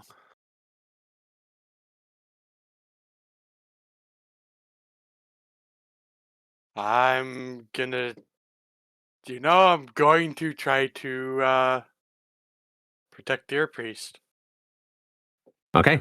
I have a feeling that You knock that spear aside, and instead of fighting her, you immediately go to join and attack the older scout, yeah? yes. You can hear that sort of like really frustrated anger from the younger one, that like, that's such an insult. You barely consider her a threat and ignore her. That riles her up. I'm not going to make you make rolls because you can handle this just fine. Between you and your little lover boy, you're able to dispatch the elder Null easily. My question is, are you doing it lethally or not?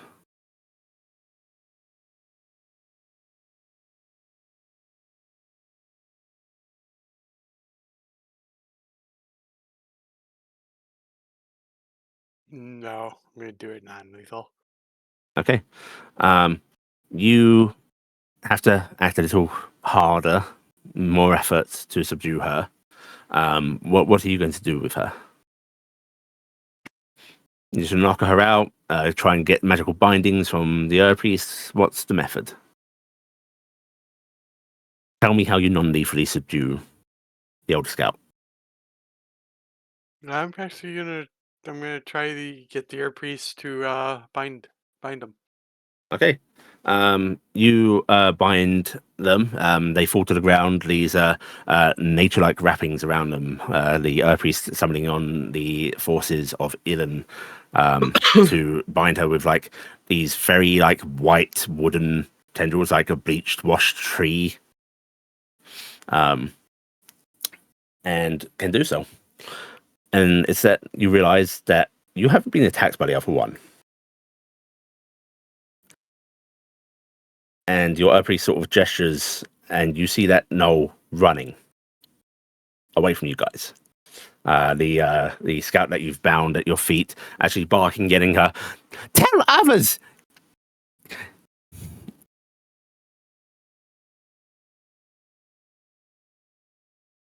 You let the younger one go. You see the priest, like their staff leveled at her and just looking at you. I don't think we can let them, unfortunately, get away because they're just going to bring more, unfortunately. Too far And to be soft.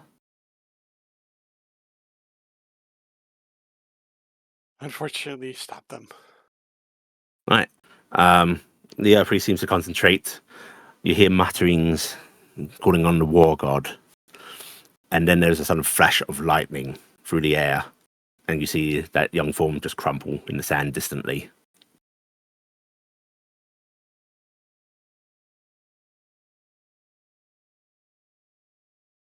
The knoll bound near your feet falls silent, just snarling softly at the both of you.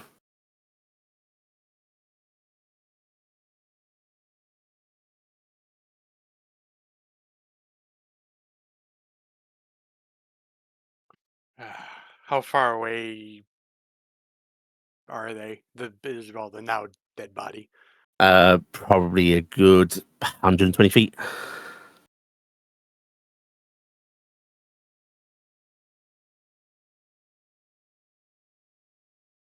I'm gonna it's only a couple rounds. Gonna head on over there for a moment and I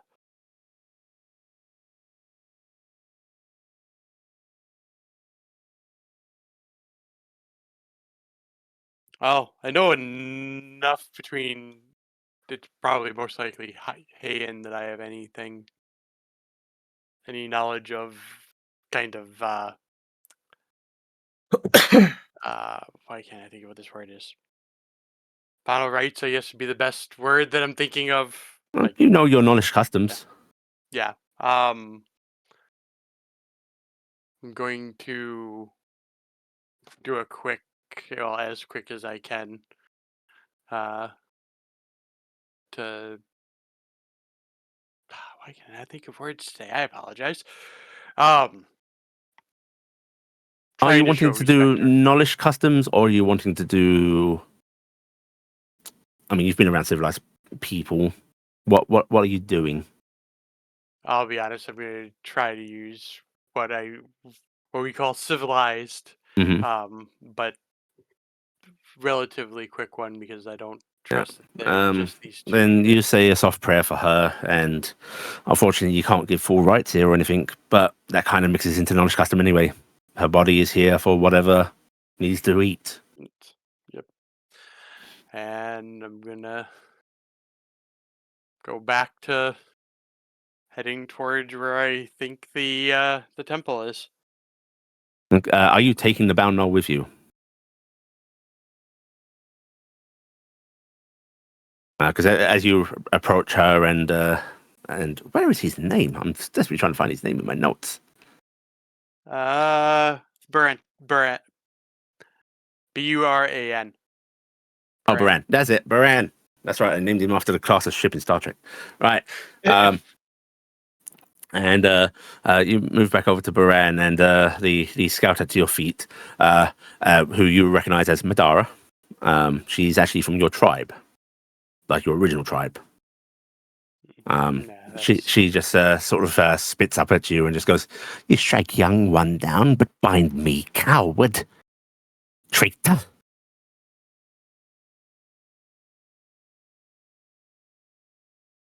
Am I to be prize?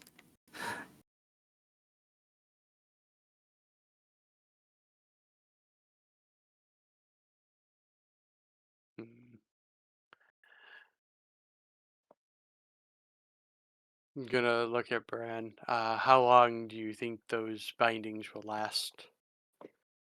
I can hold them if I focus for an hour. But we could bind her with rope if that is what you wish. Yeah.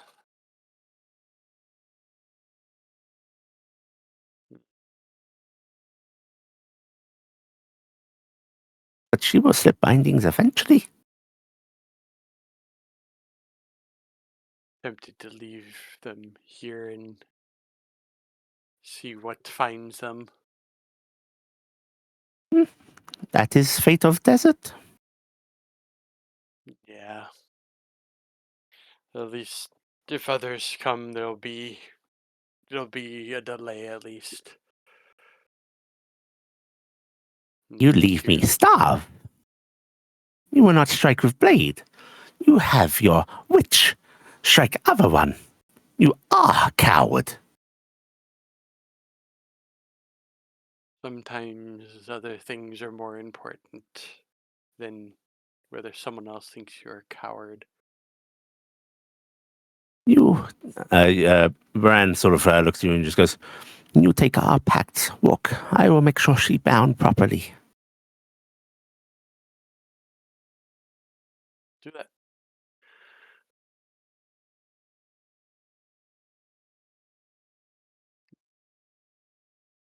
You'd say grab the packs because I'm making sure my guys are not. Okay, I'm gonna pick up the packs, and Start walking. Yep. Right, and you see him move over to her, crouching down. You know he's not pulling out rope.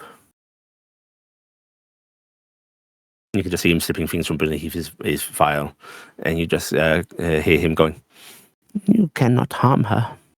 This is mercy for her and you. You keep going.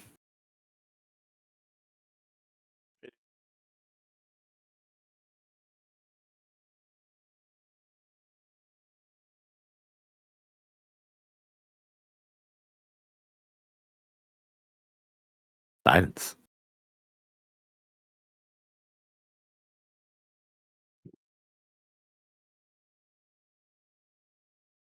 Blah, blah, blah. Oh, can I have a yard? I can hear you now. Oh, I said yes. I keep walking. Okay. Keep going. All right. As Moran sips a gentle poison to her, you soon hear his footsteps catching up with you, and just softly saying, they will find her. Hopefully, enough of a head start that they don't find us again. Hopefully. They are fast. Rest of tribe not so much. We should be safe. And you continue journeying. Eventually, you start to recognize terrain briefly. There's a camp over there. You recognize that there's one of those ore sifting camps. You're in the Red Wastes. There's one of the ones that waved you guys off as you traveled past it. You are approaching the Sphinx Temple, and yet you keep walking and nothing appears. Days go by, and you know you should have found it by now.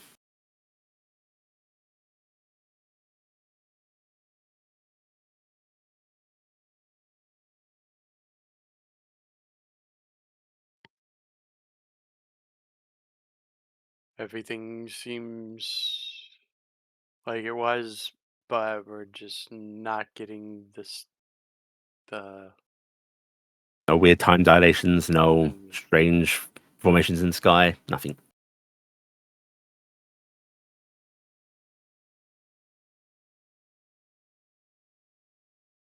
Is this right place?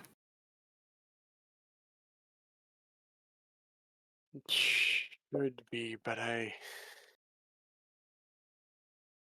Is this right time? that's what I was starting to wonder, if it's tied to the Sphinx. Maybe it can't. It's the wrong. Maybe I have to go someplace first.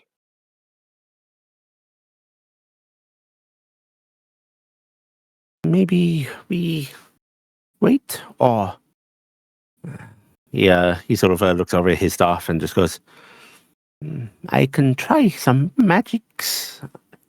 I do not know how to help here.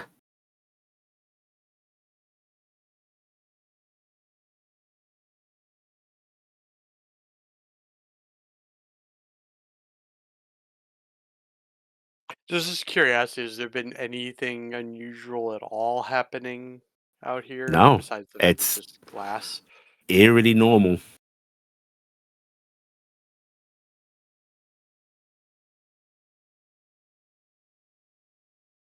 And you don't even see glass. That is a Oh. mirage, because to most people, just normal sands.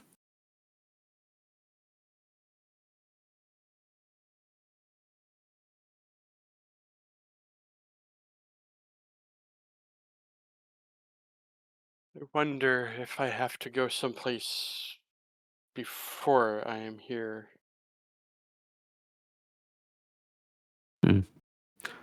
Wherever we travel together.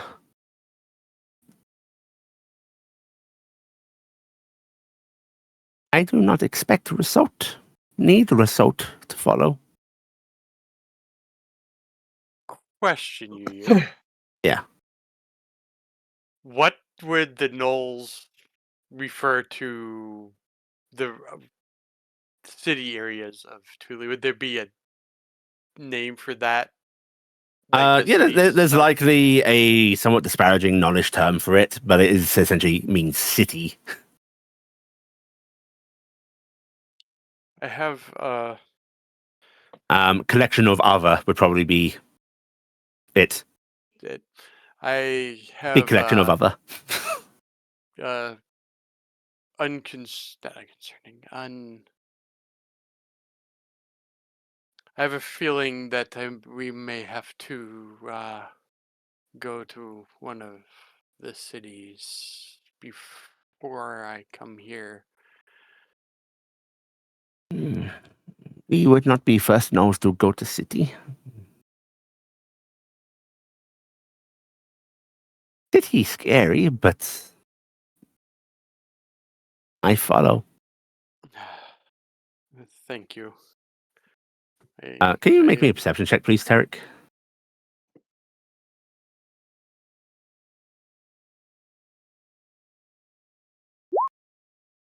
$21.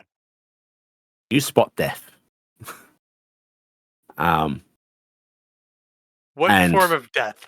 It's you are surprised at yourself that you catch him. He is moving so softly, so quietly, so hidden, moving even it seems using like shimmers of the sand, the heat distortions to hide. But you spot Torin Fell. He has a weapon drawn, and he's heading towards you. Oh, death. That's why I was wondering, because I was like, did I just run into an angel of death? Did I run into one of those crazy stealth lizard predators? I mean, I'm like, there's Oh, a no. lot of death out here. We're just thinking it was Stealth a archer. duster. He has a bow out, and it is at the ready, arrow notched.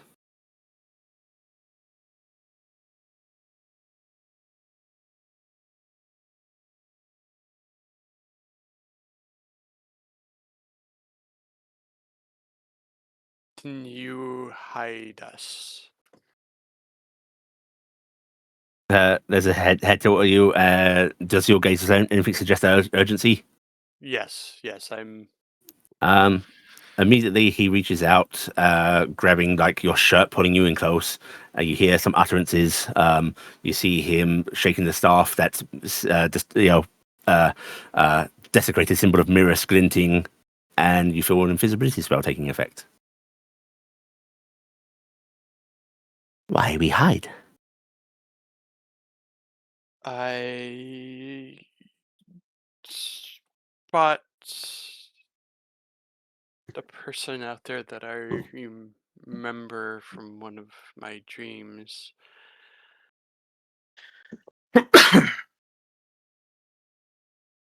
Bad person? As Baran asks that, you hear a whistle through the air. And despite being invisible, an arrow hits Baran's staff. You see charms, symbols scattering. The invisibility spell falters.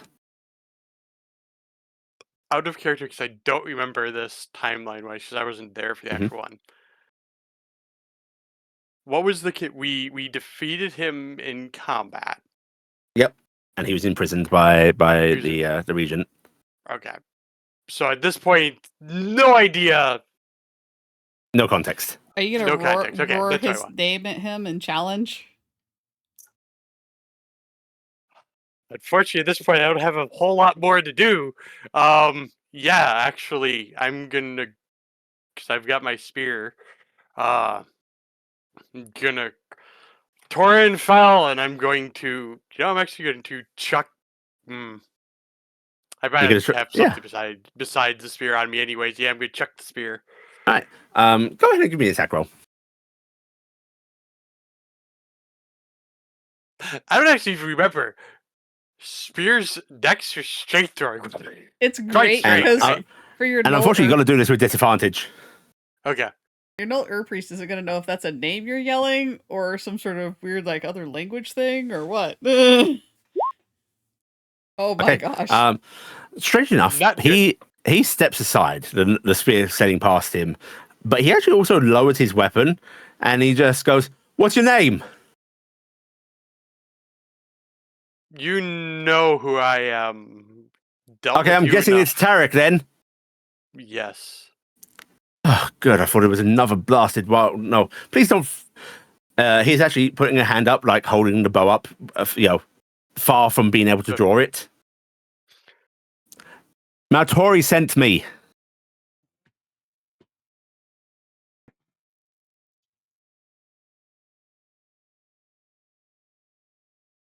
That sounds very unlikely. Is it any less unlikely than whatever life you're living currently?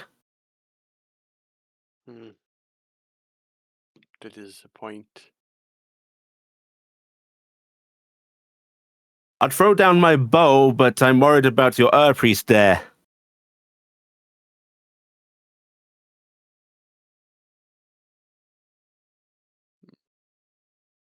You're safe for now. Ooh. Safe or for safe? Brad sort of whispers to you. The name he speaks is something important in what I can remember. As is he, but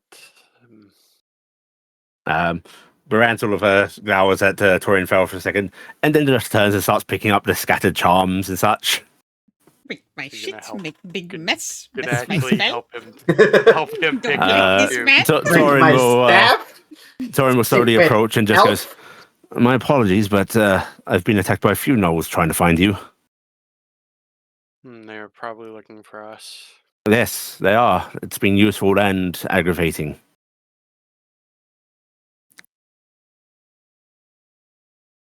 So, Mavis is waiting not far.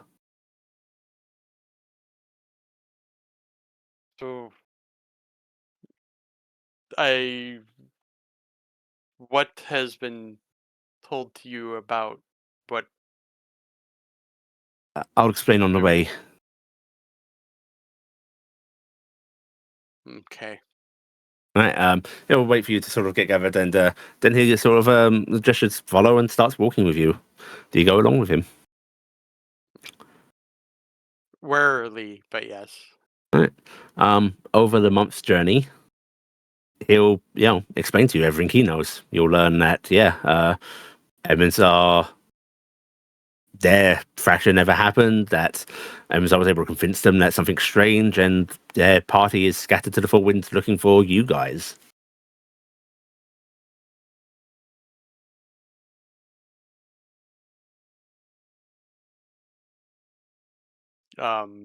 Does he give the information about because I will ask while Maltori's not there too. I'm guessing I'll get the same information that Mavis gets about The tree.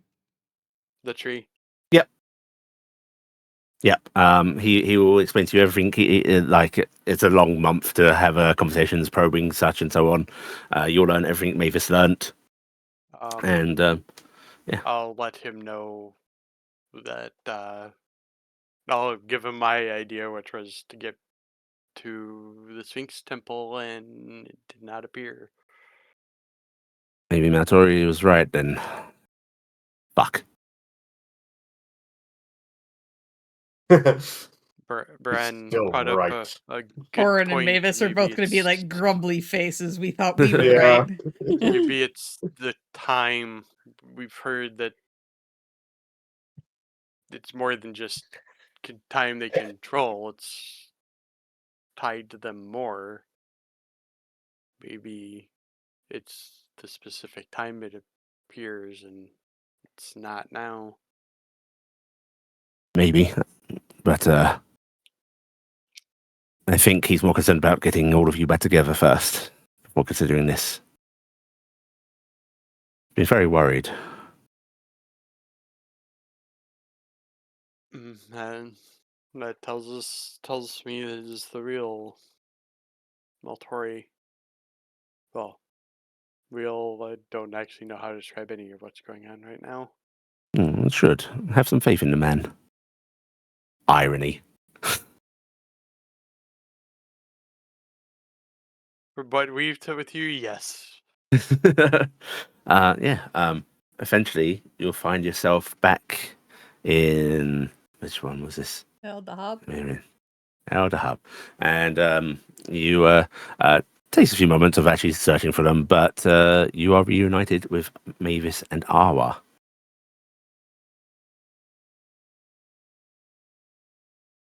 Which Taryc, who is your handsome little friend? This is Baran had shrunk, by the way, but in coming into this town, like that knowledge hunch even more increased. That sort of head jittering about nervously.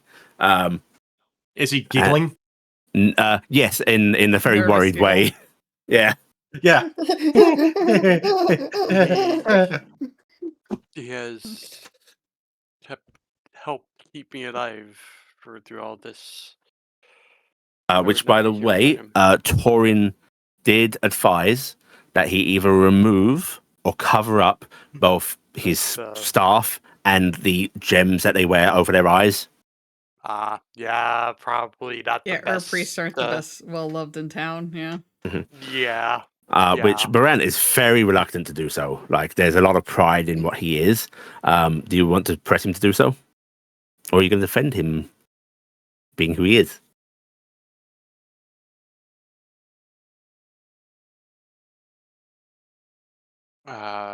Ren, do you promise not to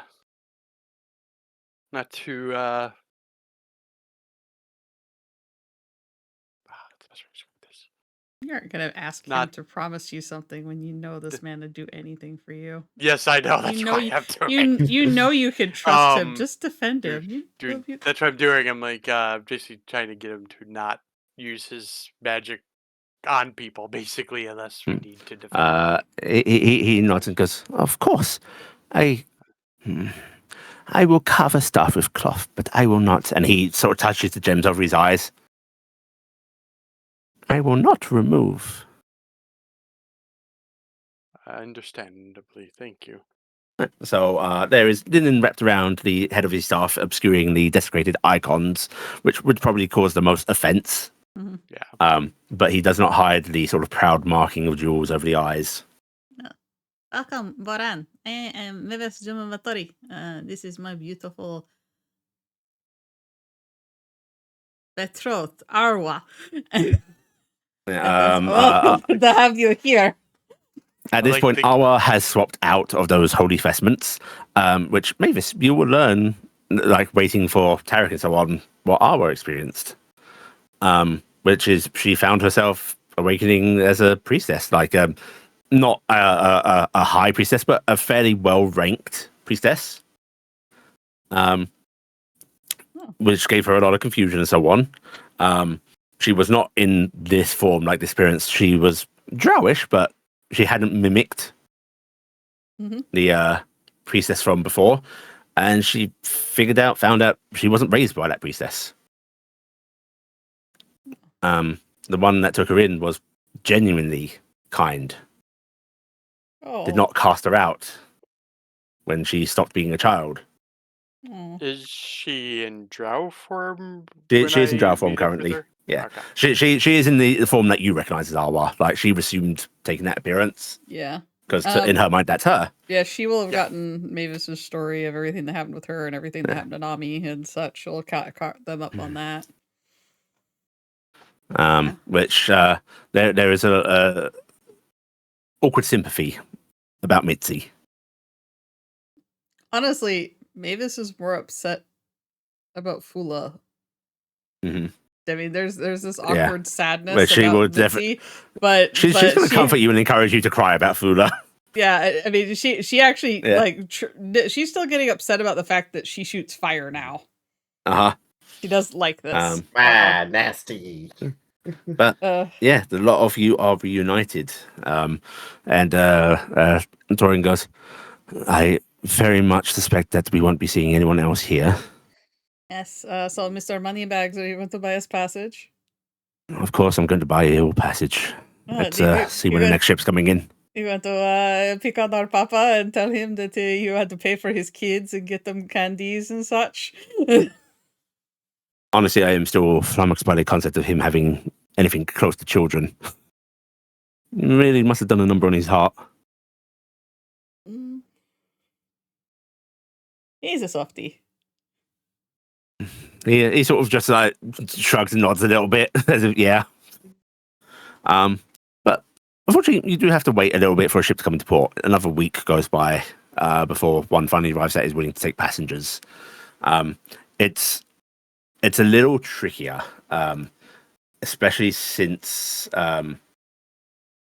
like Malady is supposed to be a stopover point to get from Tudi to La Real, and yet no ships now want to go there. So the journey is actually going to be longer than it was before, as they are just stopping at smaller island ports and so on. Wait, we went to Melody, and it was the really long trip last time. Directly from this port. You say they go to Melody to go to Lorel? Well, yeah. If you want to go to La Real, Malady is in between Tudi and La Real. Oh, I thought it was further west. Okay. Here, if you look at this map. I was actually just scrolling up to find the map. Yeah. If you look at Tudi, Malady, La Real. Oh, yeah, I guess it is. Okay. Yeah, you're still in a time and age where they really prefer to avoid deep ocean travel. Yeah. They want to hug the coasts. Yeah. So are we basic? So we're completely avoiding Malady. They might go along the coast of Malady, but like that area is now in such disarray, it's not going to stop there. Okay, and so frankly, if they want to stop to refuel, there are trouble then. This map doesn't represent it, but there are like lots of little islands and so on. And a lot of them have small ports, and that is where you would be stopping to like get supplies and so on. And I will Apollo. For some reason, I've mentally mapped a different world, even though we've had this, and the continents are in my head in different places for some weird reason. That's funny.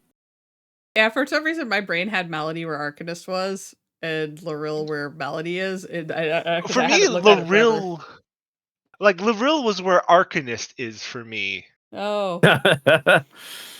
No, Arcanist is farther north, so it's more Arctic. Well, your character's allowed to maintain those mental images because you might not have a good idea of the world. Yeah. Anyway, so that could be upside down. We're gonna ride this boat together. Mavis is going to try to become friends with Taryc's new friend. They seem pretty cool. While nervous, is pretty affable. And it's not hard to make friends with Baran. Yeah. Baran hate ocean travel though. Baran also hates ocean travel. Actually, it's really sad. I think that like she just likes being on the boat getting rocked around. She liked the water. It very complicated feelings. Yeah, because you don't have that tie to the water like before. Yeah. So yeah, you begin a long journey. It's not all boat. There are of course frequent stops on islands and so on. You like it's both frustrating because you're not moving, but a relief to like spend a week on land, right? So yeah, that is where your long journey begins. Archivald's gonna get just nonstop stories from the bunch of us, and I'm assuming we're catching Baran up on everything properly. That is up to you guys. Do you want to tell him the truth? If Taryc doesn't tell me not to, I'm gonna make sure Brand knows what's going on. I was figuring once we're off Really? off Thule, where there's not things trying to murder me yet again. I probably start telling him more about. Then one night you just get the sort of sad question as he looks at you and just goes, "Is my Taryc gone?" I don't know how all this is happening or working on that end, I will be honest.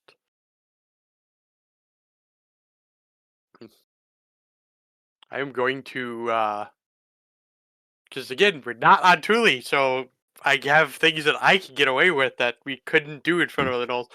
I'm going to actually pull him up close. He looks a little surprised at first, but then he nestles his head into your neck, very affectionate, nuzzling in. And he just goes, "I wish she was as happy as you seem." Thank you. I am seeing what could have happened, and don't think I'll ever be able to forget you. So Maybe I get her back when help you, or maybe you are her, and you go happy.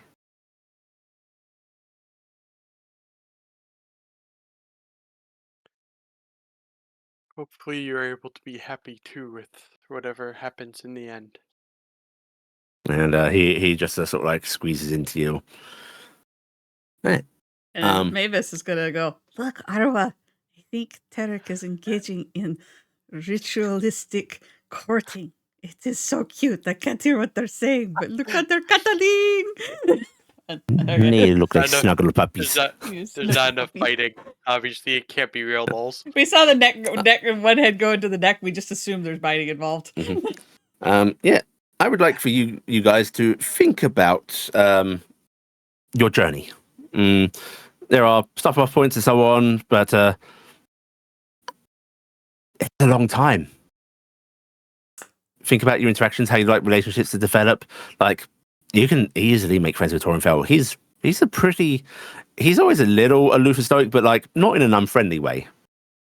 You want to make friends with him, you can pretty easily. Yeah, I'm gonna make buds with this man because I kind of was trying to be buds with him in the other world. Yeah, I mean, weirdly enough,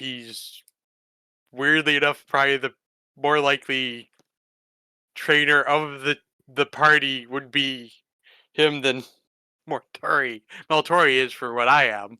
I'll keep working on my bar. Can we have him instead? Can we have this one? No. Can we trade them? No. Oh, what, swap the Torin Fells? We're keeping both. Yeah. We're keeping both.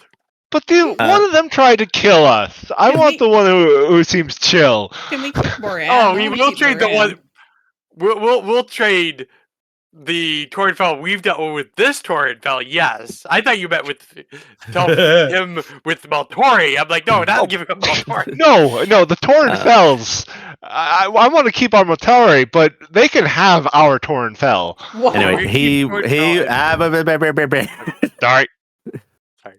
We will cut away from there. He will tell you plenty of stories of Maltori that you would very much enjoy, and Maltori wouldn't. This is the best. Emalia, I'm gonna hate not being in this. Yeah. Your campaign proceeds with terrifying swiftness. We go to war. You realize that Vecna is one of those weapon systems. This Vecna, what did you call him? You changed your mind. It wasn't Jeff. Bob. Jeff. I mean, man. Okay. Oh, how's the Vecna has fallen. Emalia's decided, I clearly recognize you as Vecna. Your name is Jeff now.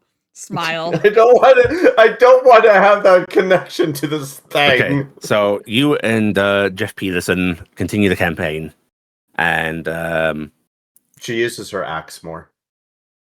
Okay, and he is a army in his own right. It makes you realize how smarter decision, it was to turn them off back in the past, in your other time.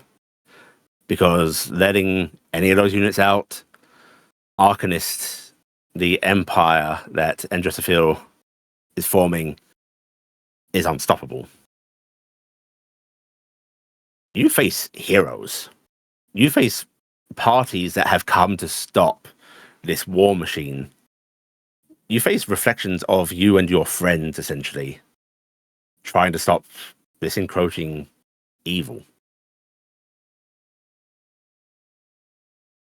How much do you let yourself get into this role?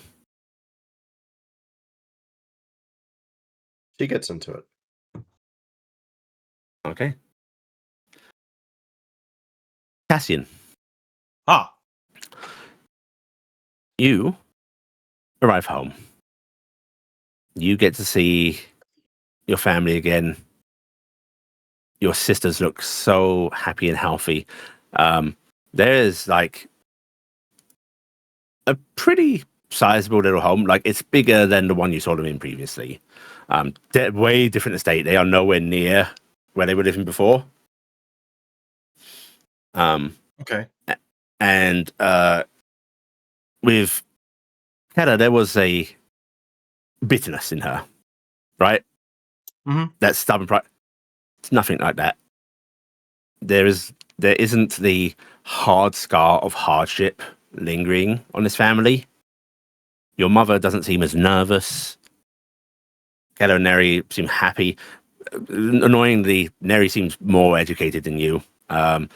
She's actually sort of like sorting through some parcels and such that have been left at the family home to be taken off again, and like seems to know exactly where they're going, their addresses, everything. I twitch. But like, you are greeted with such warm affection. They're happy to see their little brother back. It's lovely. And yet I'm taller than both of them. Yes, you're still the baby brother though. Which annoyingly just means you get like yanked down to get hair ruffled and so on. But yeah, you are home for a bit and you wait. You see your parents having their little anniversary, which isn't a big deal, but it's just a sort of soft exchange one night. There's a nice family dinner made. How long do you wait to broach the subject? How long do you enjoy this? I want to enjoy it forever, but I can't. Can't you? Uh,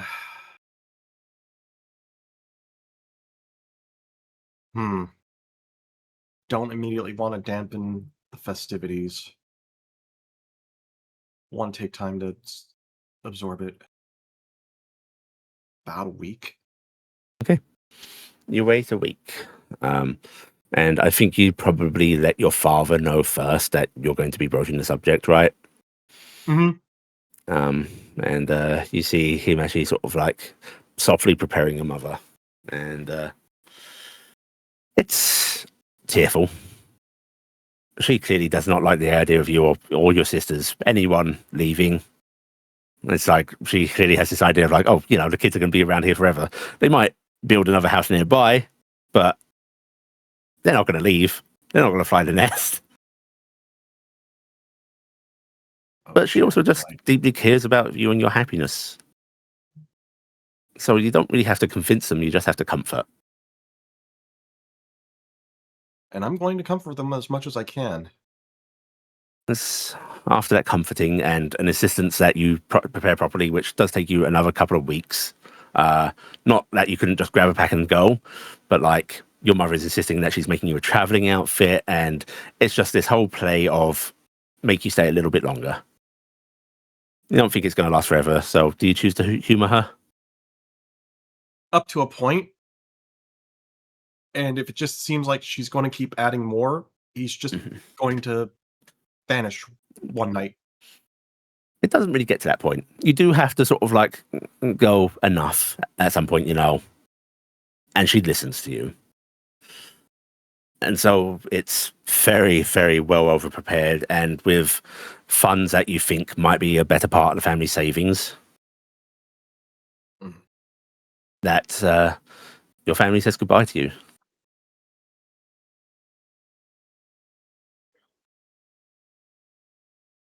I wave as I go, but I won't say I'll be back. Okay. You Because if we succeed, I'll be back in my timeline, and I won't be back to see them. as you leave, you feel the weight of your family's love coming with you. It's palpable. It's deeper than anything you felt before.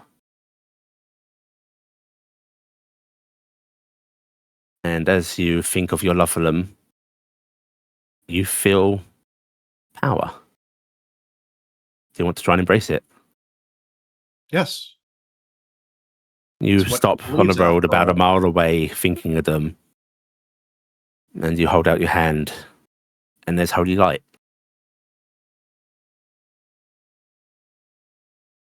Oh, that's new.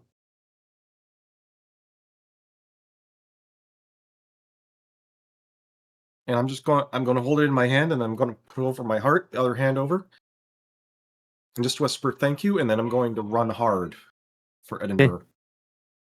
As you run, beginning your journey, time passes. You reach Edinburgh. You are looking for...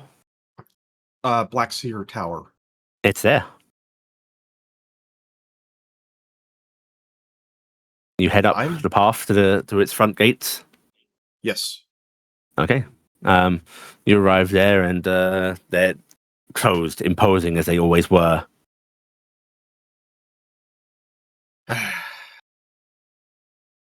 Knocker. Whap, whap, whap, whap, whap, whap. He never answered the door for anybody. You think to yourself, if you're going to get somebody, it's going to be an apprentice. Oh, yeah. There is time passing. How long do you wait at the door? You can knock repeatedly if you want. You can yell. I'll wait about 5 to 10 minutes, then I'll knock again. You knock again, and you'll hear a voice going, "Don't think he's going to answer you, lad." I look back. Is it the knocker? Yeah, the knocker has teleported behind him. And 1 second. And you see this Goliath Yeah, it's standing gone.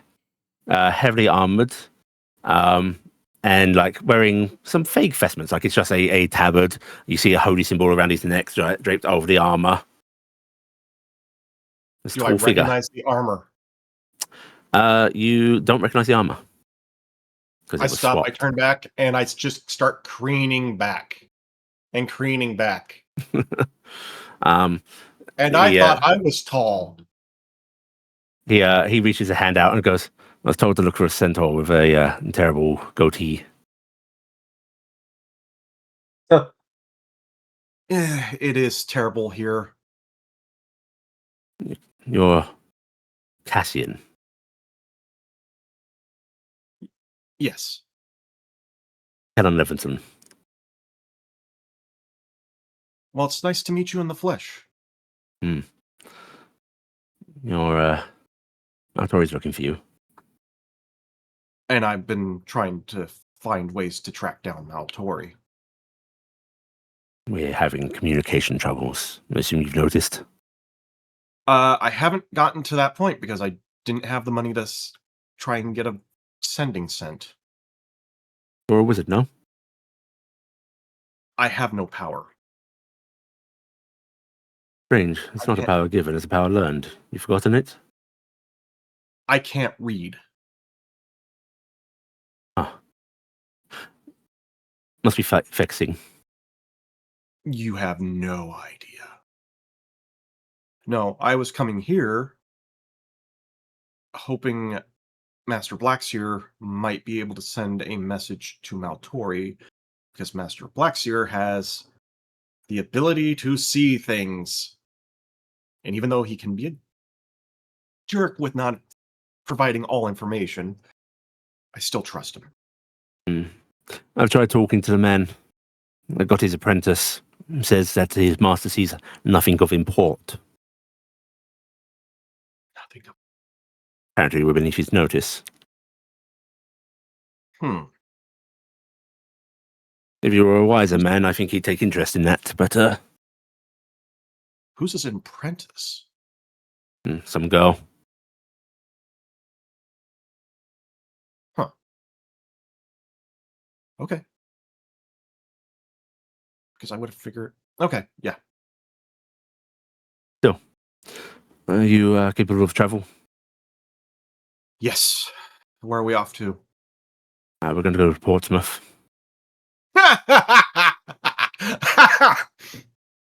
I knew I should have gone to Portsmouth. Oh? It was one of the first thoughts. Unfortunately, Portsmouth was a much longer trip than coming here. Thankfully, we're going to be traveling via boat. Yes. Thankfully, that will be a shorter trip. You need a meal and rest? We not need to leave immediately. You must have travelled far. No, I will meet you down at the inn. I do want to try and speak to Master Blackseer. Okay then, I'll see you there. I'll get you a room. Thank you. He's just going to nod respectively to you and start heading deeper into town. And I will turn around and I will knock once more. Okay, you knock again. And you wait, and you wait. And eventually, the door creaks open. And you see this small girl. She's got to be maybe 13 or so, wearing what you recognize very much as like an apprentice's robes, just sort of peering at you and just goes, "Yes." I need to say something to Master Blackseer. I can take a message for you. I think it would be better if it came from me directly. Many people say that Master Blackseer is a busy man. I understand that. If you are seeking magical aid or such, there are better services. I am not. It is You know, he will not tell fortunes for people. I'm not asking for that. There is something I need to tell him from my heart. I don't think Master Blackseer has romantic interests in... Actually, now it looks awkward. How much do you know of time magic? Chronology is not on my study list right now. I know basics of, formula for tracking time and so on, but... I will tell you this. I was once Blackseer's apprentice in another timeline. I need to speak to him, please. Okay. She's just very slowly closing the door. Crazy. Do you wait? Yes. Stranger danger. We are going to call this a luck roll. Because you know, he didn't deign to visit upon random visitors and so on. We are going to see if this takes his interest at all. All right. Because you also know, time travel isn't real. It's impossible. So the story's got to be false, right? High or I low, know Tobes? it's not true. What's that? High or low? High. Nope. You stand there waiting, and you do start to think on that, like what his reaction to being told what time there's another timeline, poppycock. And there's this sudden realization. He was a smart man. He was well learned and so on. But you also do start to think about how close-minded your master was, how narrow-visioned he was about portents and possibility. And you realize that in some ways, well, right now you don't know magic, you're going to know it again. You'll regain that maybe, or you'll do something better. And your worldview is so much broader than his. And you realize just in how many ways you have stepped past his shadow. Even in this diminished state. You look at this closed-off tower. Only select people allowed in, very rarely going out and interacting.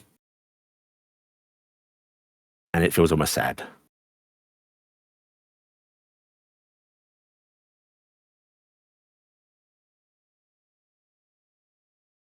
I will knock one more time. You knock one more time.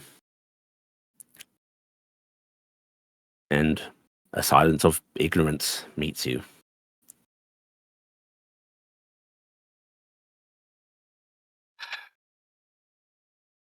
I'm going to step back away from the gate and just look up. And in the orator's voice, I know you will not deign to speak with me. I know you will not harbor me or humor me. But I will say this. Thank you for everything you did for me. And then I'm turning and walking away. Okay. As you turn to walk away, you do catch sight of a curtain flicking, eyes briefly peering out, and then closing again. You've been heard. And that makes me happy. As you head, you go to the tavern where you get a good night's sleep, a good meal, before you and Kellon book passage. And as you travel along the coast, that's where we're going to end this week's session.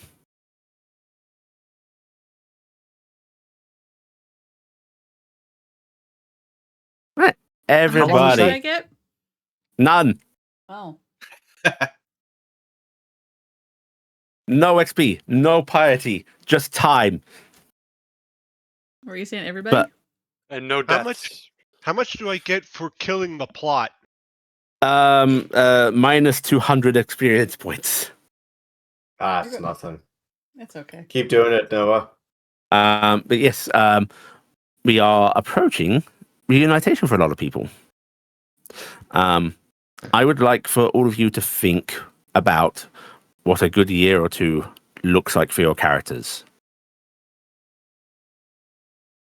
Iala is going to be so white because she hasn't seen the sun in like. You already were so white. You've never seen the sun. Yeah. In You were particular, bookish before. I need Noah to think about their new persona. I've already done so. I need Emalia to think about if Emalia is even going to leave.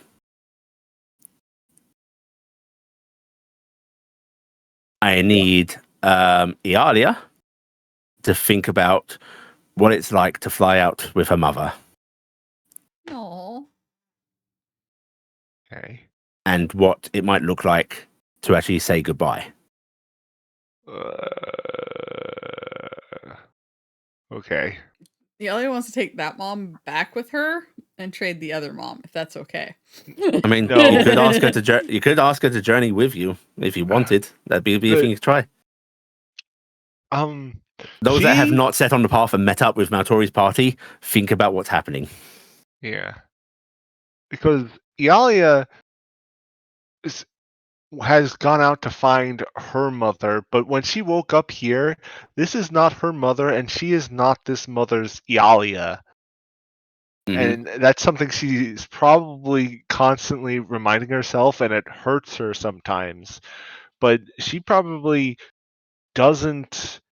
She wants to find the one who didn't raise her, and she wants the Iala that this one had to have a better the relationship. mother she had. Yeah, Yeah. Your so relationship she's with her mom. probably is going to try and convince her mother to come with her to find the others, and if then say all goodbye. this, yeah, and then in hopes that when she leaves, that other Iala will return, because what happened to the previous one? These are now that she has an intelligence of 18, things she thinks about before going to bed. Nice. I hate being smart. Since we're gonna be on the boat for like a year, Mavis is gonna try and get Arwen to marry her on the boat. They're gonna do a marriage at sea. Oh, you can do that. Yeah. Wow, look at all these people having time outside in the sun.